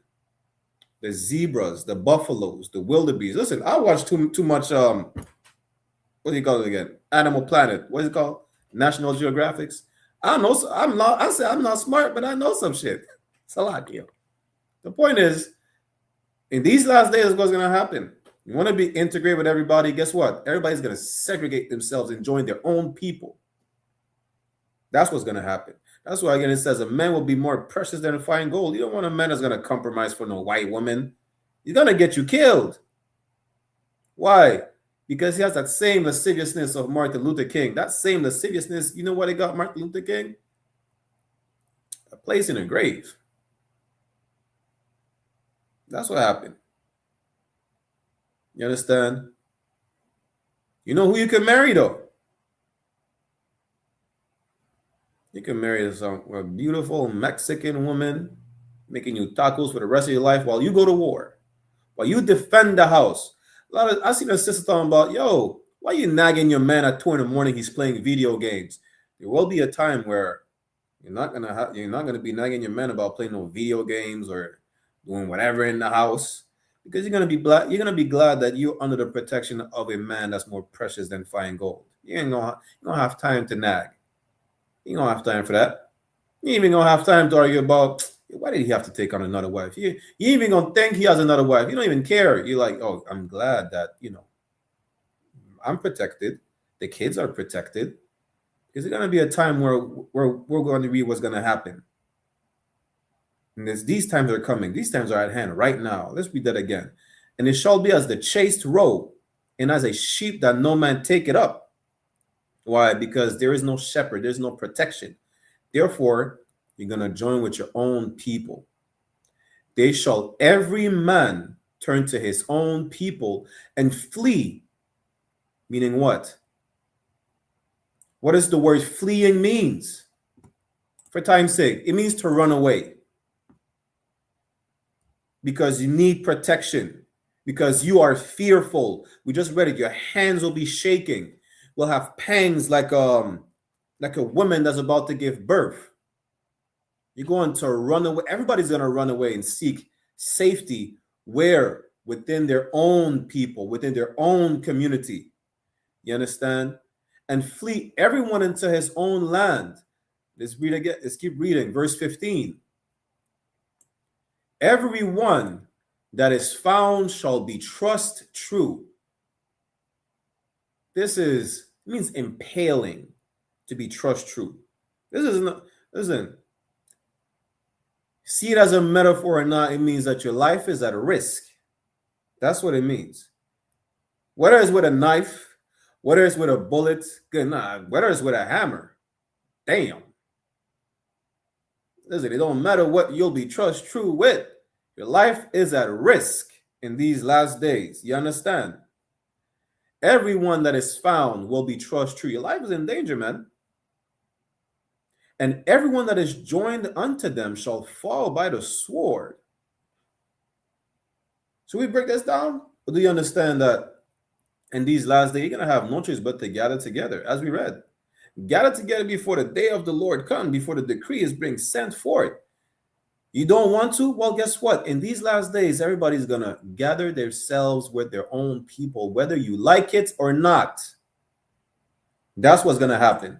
That's already happening when Palestine was bombarded again by these fake Jewish people. You know what happened? The Arabs rallied together in support of their Palestinian brothers. You understand? Khan, I'm gonna get your question in a second, Izan, before the end of the class. Verse 16. We're just going to read out to verse 19. I'm gonna get your question. Verse 16. Their children also shall be dashed to pieces before their eyes. Remember what I told y'all about? What I was quoting from Commander John YAHANNA that he brought up, I think it was last lecture, Midwest Fire Weekend, right? Y'all not ready to see your kids die, man. No, you're not ready for that. You're not ready. You know what happened though? So the Lord is not with you. Hey, you're not ready for what's about to happen. You better put the weed down. You better cover your head if you're a sister. You better stop being a sexual deviant as a brother. Listen, you have sex with that woman, you better keep her. You know, you better forgive one another. Just like just like it's so easy for you to forgive the white man. What did it say? We need to stop with racism. It's all in the past. Well, that's never-ending beef between all these gangs. It's all in the past. Y'all don't even know what you're beefing for. Put that aside. How about you forgive one another? How about that? You have no issues forgiving the white man. Well, you should have no issue forgiving one another. If not, their children also shall be dashed to pieces before their eyes. Yeah, I'm pretty sure by then maybe you're gonna reconsider, trying to forgive one another. You're gonna reconsider not forgiving one another. I don't know. It's just a hunch. Again, I'm not smart, but I just know shit, right? And I think I know by then, with all the bodies lying around in the streets, just maybe you'll consider repenting and changing your life and stop killing one another. Maybe you consider putting, your pipe dreams away. Is that what Eisen said? The pipe dreams? Maybe you consider putting the crack pipe down. Just maybe you will consider to not be a whore no more. Maybe, or maybe not. But we pray that you do. We pray you do. You understand? Because it's not, listen, the day of the Lord, we're reading about the day of the Lord. You can read it and it's not just reading it. Sometimes you might hear me referring to some movies like the movie Greenland, Independence Day, some apocalyptic movie, just for you to have a visual, because it's important for you to have a visual, which that's why we're about to go down to verse 19. Having a visual is for you to be able to even try to fathom the level of destruction that's about to fall on this empire. You read about children being dashed to pieces before your eyes. You're literally witnessing and seeing that. You understand? Like I said, I gave an example on how I seen a motorcycle accident. These men's legs were torn off, torn apart. These are grown men. Now imagine children. Imagine what we had to see. I brought this on in a history class about the atrocities of slavery in the French colonies. You just read about it, you could barely stomach it. Now imagine those who had to see it. Y'all are not ready. Y'all better come to class and get ready, man. Because we're going to have nothing but one another to rely on. Let's keep reading.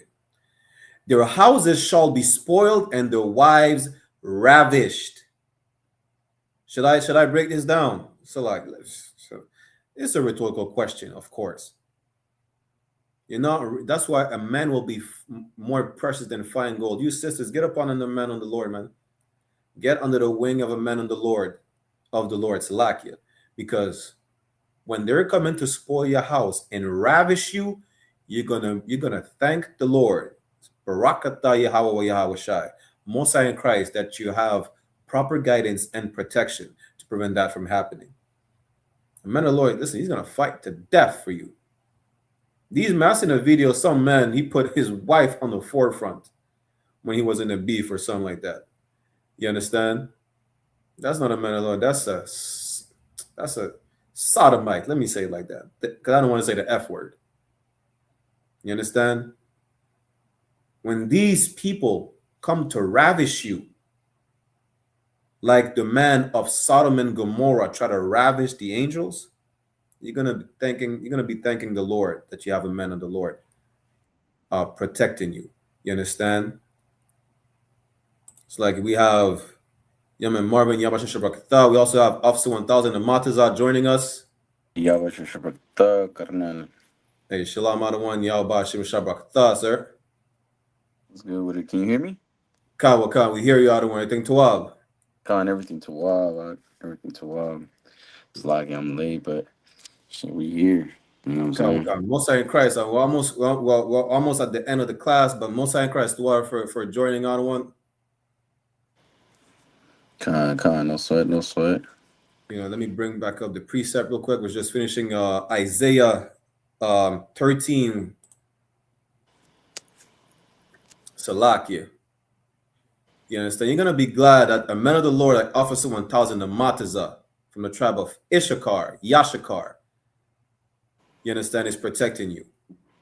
You're gonna be glad that the men of the Lord, like Izan, like Adam, right, is protecting you. Like all these brothers in the UPK is protecting you. Whether you have children or not, it's irrelevant. That day of the Lord is a scary sight to see. And Salakia, of course, if you have anything to add, feel free to chime in at any moment. I don't want. Con, if I could, carnal, if I could, like, you know what I'm saying, what you saying is so heavy because it's like it's in the world you think that you need to save yourself, right? You don't think about others, right? You think about what you want and what, you know what I'm saying, what satisfies your belly. But in the school, like the I.S.U.P.K, the men in here, we are trained to resist everything that we want. Like Paul or Peter said, right? It's like what I do, I do not, and what I would do, I I don't do, right? Like we do what the people in the world, what the brothers in the world don't want to do. You know what I'm saying? What your oppressor is not willing to do, right? Which is to give you mercy and to protect you. You know what I'm saying? The brothers in here will protect our people. You know what I'm saying? Look, I just seen a video too where the police, their whole tactic is to harass.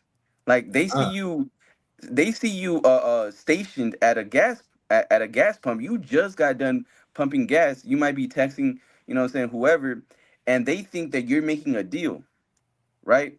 They might they think that just because you're black, Hispanic, and Native American, you are a criminal in their eyes. That's the thing too, is that even the brother, like the brother was looking at the brother and was saying, like, as he's documenting, he's saying, yeah, people just stay in at the gas pump because they want to make a deal. And then the oppressor, right, the devil, is saying the same thing. Like they're both documenting this, and they just pull the, like, the brother, they tell the brother to get out, and they're searching him. Like, why do all this? Why? And you wonder why we are angry, right? That's another thing too, Barack Yalom, is they always say we sound mad, we sound angry. Of course we're angry. Look at how they treat us. You don't see it. You don't see the how they put us to shame. Donald Trump is always Right. saying that the Mexicans are evil. Don't pity them. Don't pity them. Don't feel sorry for them. They're animals. He calls us animals, right? All these other nations look down upon us. They see that they can get away with murder. They see that they can get away with hurting us.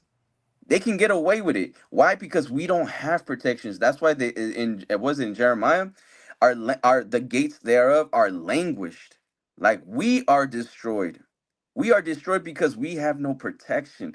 Who's supposed to be protecting us? Your religious leaders. And what are they saying to our people? Turn the other cheek. They don't speak up for us. That's the problem, is that they do not speak up for us, nor do they show that they are with us. They show more that they are with their oppressor. We have became meat to every beast of the field. That's in Ezekiel 34 and 6 or 8, right? We have became meat because of our religious leaders. We give them we look up too much to them. We respect them too much. And we look and we see that marching, we look at marching and we look at these voting booths and we think that we're gonna make a difference in this society, in this world. But we can't, man. We cannot. Blacks, Hispanics, and Native Americans, Israel needs to separate themselves from America spiritually. We need to stop thinking that we are all united. America is not united, as you can see. As you can see, as you look at your phone and you see that your news feed is filled with nothing but harassment from the ICE agents, harassment from the even the president, harassment from every even Moab, the so-called Chinese, will hunt you down, run what 3-4 blocks just to unalive a black man, a young brother. He will run and chase you down. Why? Because they know that they can get away with murder. They know they can get away with it. And why? Because your life is not valued. That's why Zephaniah says, "Oh, gather yourselves together, O nation not desired." Who's the not desired? Us. La raza. Blacks, Hispanics, Haitians, Dominicans, Puerto Ricans. We are the not desired, man. We're not desired by nobody. But you know who does want you? You know who desires you? Who chose you? The Most High God, the God of Israel, the God of the blacks, Hispanics, and the Native Americans. Your God chose you out of all the families of this earth. Therefore, he will punish you for all your iniquities. That's why you need to depart from her, my Con. people. Like these are all like the Most High is consistently telling blacks, Hispanics, and Native Americans to separate themselves. But what do we want? We defend more other people, other nations, the heathens. We defend them for wanting to join us. But they don't even want to be with us. That's the problem. They don't even desire to be us. They love our culture. They love our food. They love our music. They love it so much that are there. They'll spend their money for it, but they won't be there in the times of trouble. They are not there with us. They will never be with us, and nor does the Lord want them to join us, man. He wants us to be separate from these other nations, man, because you are holy. You are pure. You are clean. And what makes something tainted? What stains us is joining them. Salakia karnal. That's Nah, it. That's Kyle, that's all I that's got. heavy, other Karnal. one. Yes, and give a hand to Officer 1000 and Matazal, you understand? That was heavy. And I'm if I could, I want to bring a quick preset. Salakia, you muted right now. Salakia. So can you hear me, other one?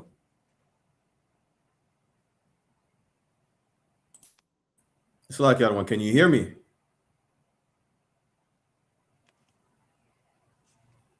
So anyone in the chat, Aizan, Adam, can y'all hear me?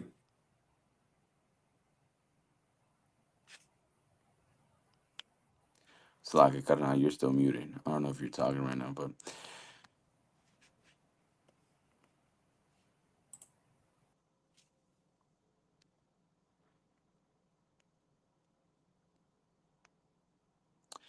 like I was saying, man, like this is the ISUPK Israelite School of Universal and Practical Knowledge, started at 1 West 125th Street, Harlem, New York, under commanding General YAHANNA. This is for blacks, Hispanics, and Native Americans, man. Like we have been teaching the truth since 1969, man, telling our people that you are the chosen people of God, man. So Like how valuable that is. Go ahead, Karna. can you hear me now? I can hear you now. Most likely, Salak, no, I was saying, what Officer Matazal said is heavy. I wanted to bring a quick precept before we ended because I know the trooper Aizan also asked a question. Based on what you said, right? This is Philippians chapter 2. Salakia. Philippians chapter 2, verse 2. Fulfill ye my joy, that ye be like-minded, having the same love, being of one accord, of one mind. You understand? This is us being one body. This is us doing the same exact thing, having the same love for one another, right? Being on one mind, being on the same accord. You understand? We're not having different faith. We're not, you know what?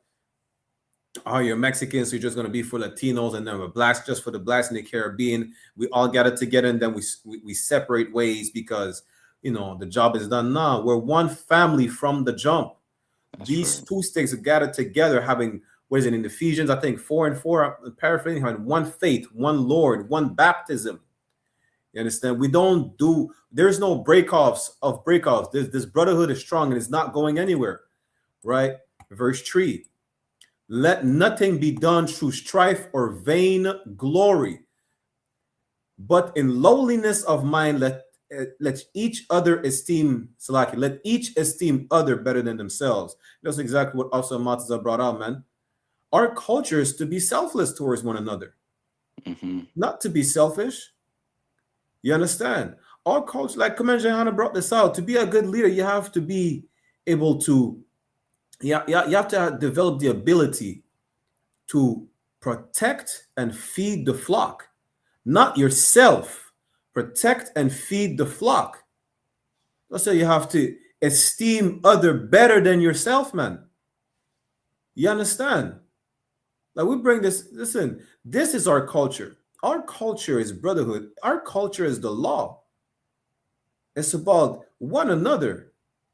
A lot of y'all thinking about, again, a lot of y'all, when you think about getting a woman, y'all think about, yo, hey, she could do some things for me. You know, she could be a nasty freak. She could be this and that. Yo, how about you think of a woman and look at it like, yo, let me be her superhero. She needs protection. Let me be her guidance. Not, yo, I want to beat it, and you know, I just want to satisfy myself. I got a woman most of Christ. Let me get all these women, and that's another heavy point because it's like, if you want more than one woman, right? A lot of people think it's about just sex. Listen, you have one woman, you're gonna have all the sex you want in your life. You understand? But having more than one woman, think of it as they all need protection. You too, sis. Think of it like, yo, he just don't want more than one woman just because he want to have all the sex in his life. No, they all need protection. Remove the selfishness when it comes to your people. Remove the selfishness out of your mind and habits.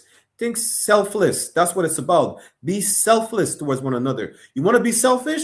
Be selfish to the love you give to every other nation. Give to your people only. That's when to be selfish. You understand? Be selfish when it comes to loving everybody. You know when you have to be selfish? Because you're selfish because you only give your love to blacks, Latinos, and Native American Indians. I'm going to be selfish because I only love Mexicans. I don't love fake Mexicans like Sheena, what's her name? Sheena Shinbaum, whatever the president is. No, she's from Austria. She's not even Latina. She's not even Mexican.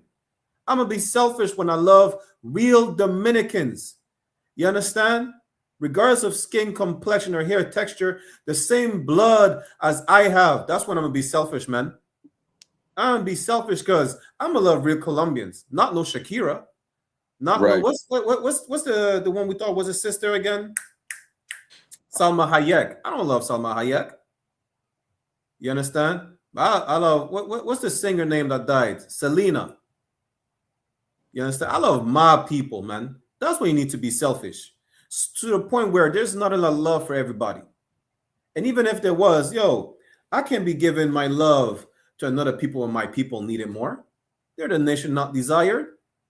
They have to feel desired. You understand? And this is where this is when I'm going to be selfish.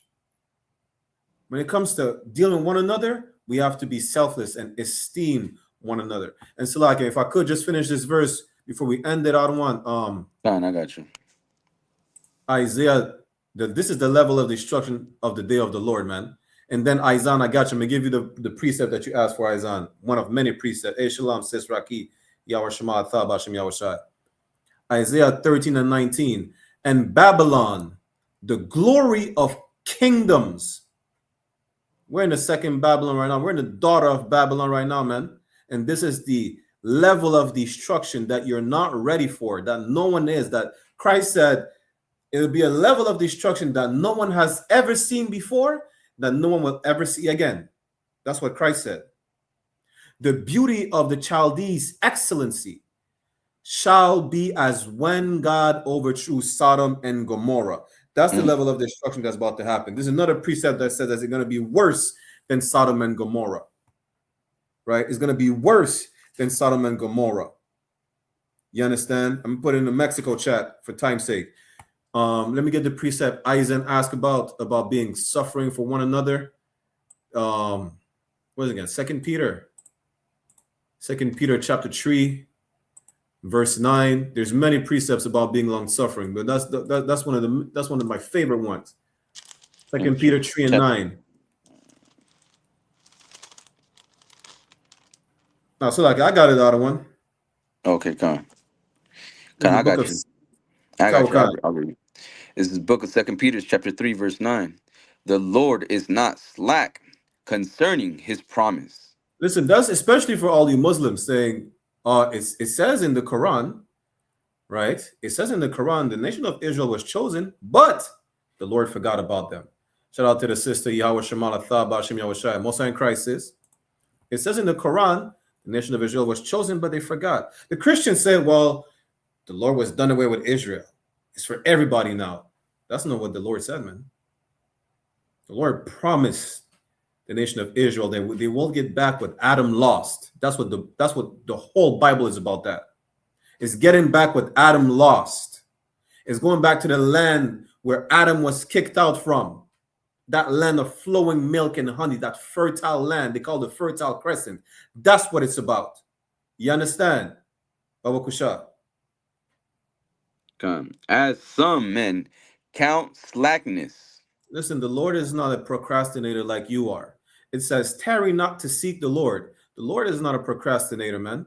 He didn't forget. You know, he knows you're suffering for over 400 years. He knows. You understand? He didn't forget about you.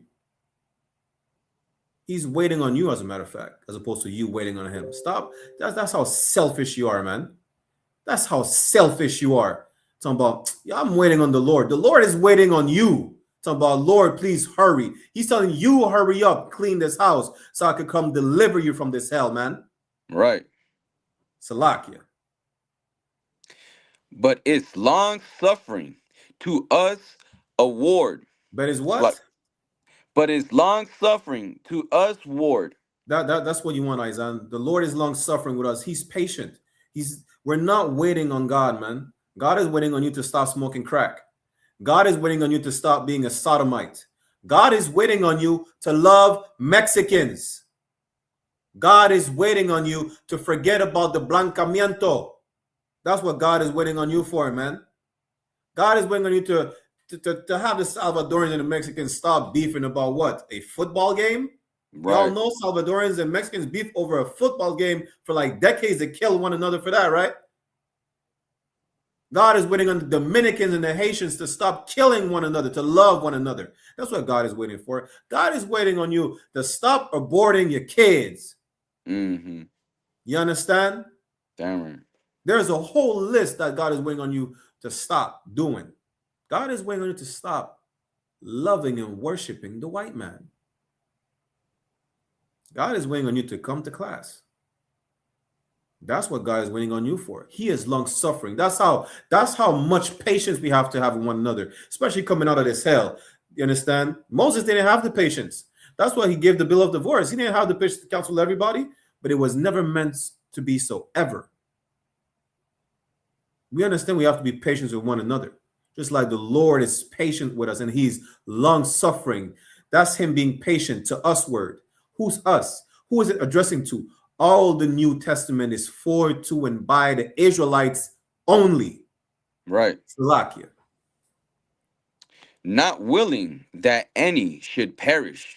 The Lord don't want any of us to perish. It says, I think, in the book of Judges, I'm just paraphrasing for time's sake, Judges 10 and 16, it grieves the Lord to see us in captivity. It grieves him. It's painful for a parent to punish their kid and see their kids cry and see their kids tear. It doesn't matter if it's just timeout in the corner or the kids are in jail. It don't matter for what reason. When the kids are being punished and reprimanded, it's hurtful as a parent, man, to raise your voice to your kid. Sometimes you think it's pleasant to just check your wife, check your kids and raise your voice. Nah, it's needed though, so that they understand not to do it ever again. Trust me, I think we understood that we don't want to be lynched again. We don't want to see our women, men, children ravished right in front of us. I think we learned the lesson now. I think so. You understand? He's being patient, that he don't want any of us to perish that second death. He wants all of us to be on a chariot during the day of the Lord that we just read about. That's going to be worse than Sodom and Gomorrah. Right. You understand? Salakia. But that all should come to repentance. That all of us should come to repentance. That's the precept you want eyes on. Out of many precepts, that's the one you want. You know, if you want any other precept, yeah, listen, that's what we're here for. That's why everybody needs to come to class, man. You don't just read these precepts, you apply them. Right. You know, and that's that being long suffering towards one another. Patience is key, man. Whether it's between brothers, whether it's between sisters, with your in your family, with your wives, children, grandchildren, you're gonna need patience. And if you don't have patience, man, who are you for the Lord to have patience with you if you can't have patience with one another? Right. What do you think this is? It's a one-way street. You better fix up, man. That's what the Lord is telling you. Yo, you better fix up before I come to visit the iniquity. Matter of fact, let's bring this last precept. Salak. Listen, let's go to Lamentation, because this is our last captivity, and people don't understand that, right? That's why this destruction is going to be something never seen before. Why? Because this is the end. This is the last one. Go to Lamentations chapter 4, verse 22. Let me share my screen. Lamentations 4 and 22. I got you. No sweat. Lamentations 4 and 22. The punishment of thine iniquity is accomplished. It says it again in Joel chapter 3, I think it's verse 1 or 2. That this is the end, man. This is the final showdown. He's coming to redeem us. You understand? Our punishment is over. You see, when you're looking at your clock on your watch, I put my child on timer for 5 minutes. You know what they call it, a doomsday clock? Listen, the Lord's doomsday clock is right now. It's at hand. Right. We're about 5 seconds from the doomsday clock. That's what they say. Our punishment is over. We're about to be free at last. That's why he's coming back to the house to make sure everything is cleaned. He's going to deal with you first. You understand? Salakia. O daughter of Zion. Oh, who? O daughter of Zion. Listen, you're the one being punished. You're the one being punished, Blacks, Latinos, and Native. The daughter of Zion is the nation of Israel. Not everybody is being punished the way you are, but right. You're the one whose punishment is over. For them, it's just the beginning. What is it? Esau is the end of the world. Jacob is the one that followeth. The beginning. The one that beginneth. Right. I'm paraphrasing. Yeah. It's the end of your punishment. Right. It's the beginning of your rulership. A righteous rulership. A righteous authority. Salakia. Khan. He will no more carry thee away into captivity. Why? Because this is our last captivity. We won't be punished no more at the hands of these heathen. This is the very last time. This is the last empire under heathen rulership. Our kingdom, the kingdom of God, ruled by Christ, governed by the 144,000 elect, that will last forever. There's not a kingdom will ever fall. You understand? This is our last captivity.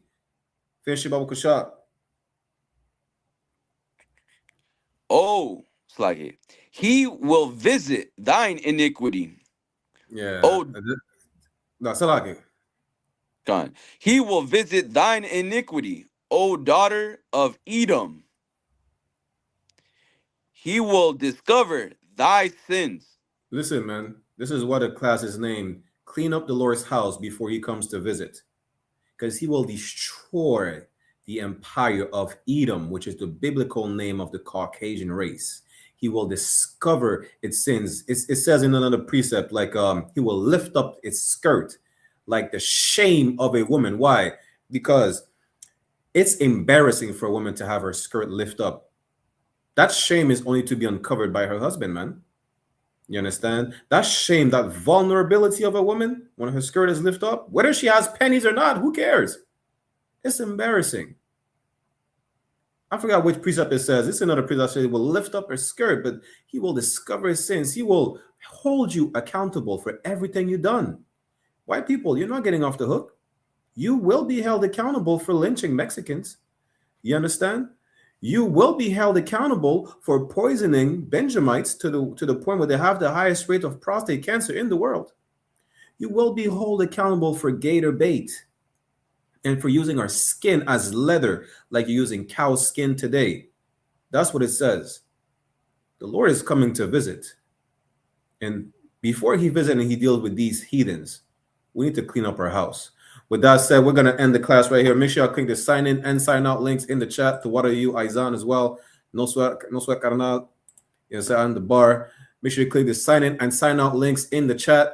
You understand? We'll be back this Saturday, 5 p.m. Eastern Standard Time. We have the scripture breakdown from Montreal at the Community Center in Uptown Côte des Neiges 6767. Contact us. I'm going to put the call-in number. Salakia.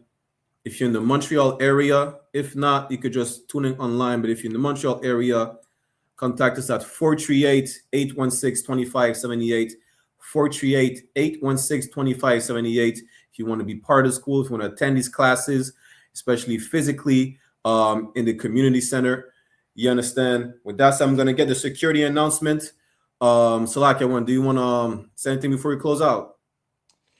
Khan, para los latinos, los indios nativos y los negros, tú eres hijo de Dios y Dios te escogió a ti para servirle a tu gente. You know what I'm saying? Si no eres indio nativo, indígena o latino, si no eres negro, ¿verdad? Si no eres de estos 12 tribus de Israel, Dios no te ama. Dios nomás nos ama a nosotros y te escogió a ti, ¿verdad? Te escogió a ti. Eso dice toda la Biblia y entra en estas clases para aprender más de tu cultura, de tu origen, ¿verdad? Porque esto es para nosotros, esto es lo que los va a salvar la vida y también los va a dejar, los va a quitar el estrés. ¿El estrés de qué? De saber por qué nos odia tanto. ¿Por qué nos odian tanto? ¿Por qué estamos sufriendo? Like, why are we suffering? Like this knowing this truth will save you such a headache. We look at these news and we look at the internet and we see that why do they hate us so much? You questioning like you don't know you want to know answers and and that's the thing about our people. We're very compassionate. We try to show them that we are good people. There's nothing you can show to these animals, to these devils, man. That's why in Obadiah it says, for thy violence against thy brother, shame shall cover thee. They're going to be covered up in shame. And that's what you need to do, man. Instead of showing them love and everything, show their shame. Show them how evil they are. Tell them how evil they are. Separate yourself from them. Because that's really that's how you show them how they should love you. Show them their shame. Show them how evil they have treated blacks and Hispanics and Native Americans. Show it to them. Tell them that they should be ashameful, that the children of God are being oppressed by your people. And this should help you, man. This will help you so much and understand why we are suffering, because they will never what is it? They have had a perpetual hatred against us, and it's a never ending. It's never gonna stop. So stop trying to convince them. Don't convince them, convince yourself to love yourself, man. That's what you should do. Love yourself and love your people and protect your people. You know what I'm saying? And with that, Salaki, you want to close it out? With that, we're going to close out. Never forget, our oppressor is the goddamn devil the Bible speaks of. Notre oppresseur est le diable dont parle la Bible. Nunca olvides el opresor, es el pinche malparido diablo que está la vida. Con eso, Vamos a cerrar la clase. I'm going to read the security announcements, and then we're going to salute and close out the class. Tuwada, Israel, and Tuwada to have you. It was an honor to have you in class. Water for having me here, man. Water just read security announcements. This is the I.S.U.P.K security announcements. We are the I.S.U.P.K, the Israelite School of Universal Practical Knowledge, started at 1 West 125th Street, Harlem, New York, under Commanding General YAHANNA. Rule for new brother and sister. When a new brother or sister comes into a school, they're off limits for 6 months. They're to be saluted only. They're here to shed themselves of the world. If they need transportation, a teacher will arrange it. After 6 months, if a brother or sister has an interest in a particular person, he or she must get permission from the head to speak to a brother or sister. There is another 6 months in which the brother and sister will court each other. After the 6-month period, the brother and sister will get permission from the head to marry. Tithes, which is a commandment. Numbers chapter 18, verse 21, and Malachi chapter 3, verse 8 to 10, which means tenth in the Hebrew, pronounced ma'ashara. 10% of every penny of any increase the Lord gives you, give to the treasury department, the teacher. Priest fund, free will offering for priests, now mandatory, whatsoever amount you would like. Upcoming holy convocation, we have coming up the memorial of blowing of trumpets, which will be the first day of the 7th month. Will be Friday, September 11th, 2026. You can read more about it in the book of Leviticus, chapter 23, verse 24 to 25. We also have the annual Midwest Fire Weekend coming up, July 30th to August 2nd. You understand? Which will be in Chicago, Illinois. You do not want to miss this. If you're so-called Black, Latino, Native American, Indians, you're all welcome, men, women, and children. This is a family event. This is a gathering. Make sure you do not miss it. This will be the safest place in Chicago. Salaki. Right. Reminder to all Akim Wakwathian, reminder to brothers and sisters to check the bulletin board in the hallway of the school to dial physical location. If any brother wants to be a trooper in the school, to start wearing all black, boots, shirt, pants, headband, and scarf. That's how we're going to give a courtesy salute to the brothers and a courtesy salute to the sisters. Menavisual Imajim, which means to stand. We'll give a courtesy salute to the brothers. Menavisual Imajim Shabbat. Imajim, Barak, Yahweh Bahashem, Yahweh Shabbat, which means Yahweh Shai bless y'all. Yajamata, which means hands down. Sar, which means to turn. Turn and face the sisters if you have any in your presence. We'll give them a courtesy salute as well. Menavisual Imajim Shabbat. Imajim, Barak, Yahweh Shamar, meaning Yahweh watch over y'all in the name of Yahweh Shai. Yajamata means hands down, class dismissed.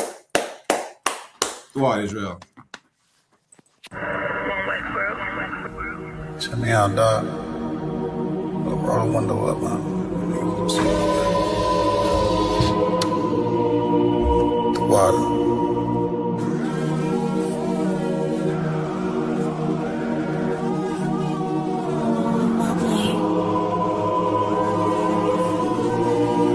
Ain't no better, dog, brother. The son of a king. I don't Balenciaga. I might just wear a collar. I might just wear the Pradas. But I'm thinking long term, so I might say the dollars. We ain't no better. I'm just being honest. I should've went to college, but I was thinking violence. It's a one West world. We the fucking livest. Break it down, we break ground. We don't break no damn promise. Let's get active, dog. Don't tell me how you feel about it. These cats saying too much. They ain't learn enough. You maxed out the first quarter. I'm still warming up. These niggas tossing up a brick. They can't score with us. Who gon' come against us? On the Lord with us. Them niggas riding for you. Hope they ride till they crash. Put my name in your mouth. I put my belt to your ass. I ain't running no race. I just hope that I last. All them niggas you look up to, I consider them trash. Only time you seen a leader was in Wayne hand. Niggas will dap you, then pop you with the same hand. I'm a main player. I stick to the game plan. He don't really fuck with you. That's your main man. Them niggas came through and made your city hot. Yep, said he in the field, but he really not. And I ain't casting no stone, I just let him rock. And that's the kind of story they gon' read about. But if it's war, it ain't no tapping out.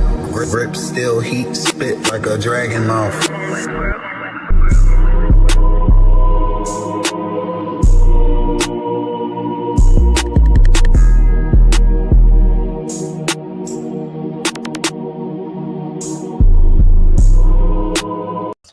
listen, brothers and sisters, man, if you like what you hear, hit the subscribe button, man. Subscribe to this channel. And also, please go to ISUPK.com and pay your tithe. Drop me some cash so we can move around this planet like we need to, man, and do the things we need to do. They're one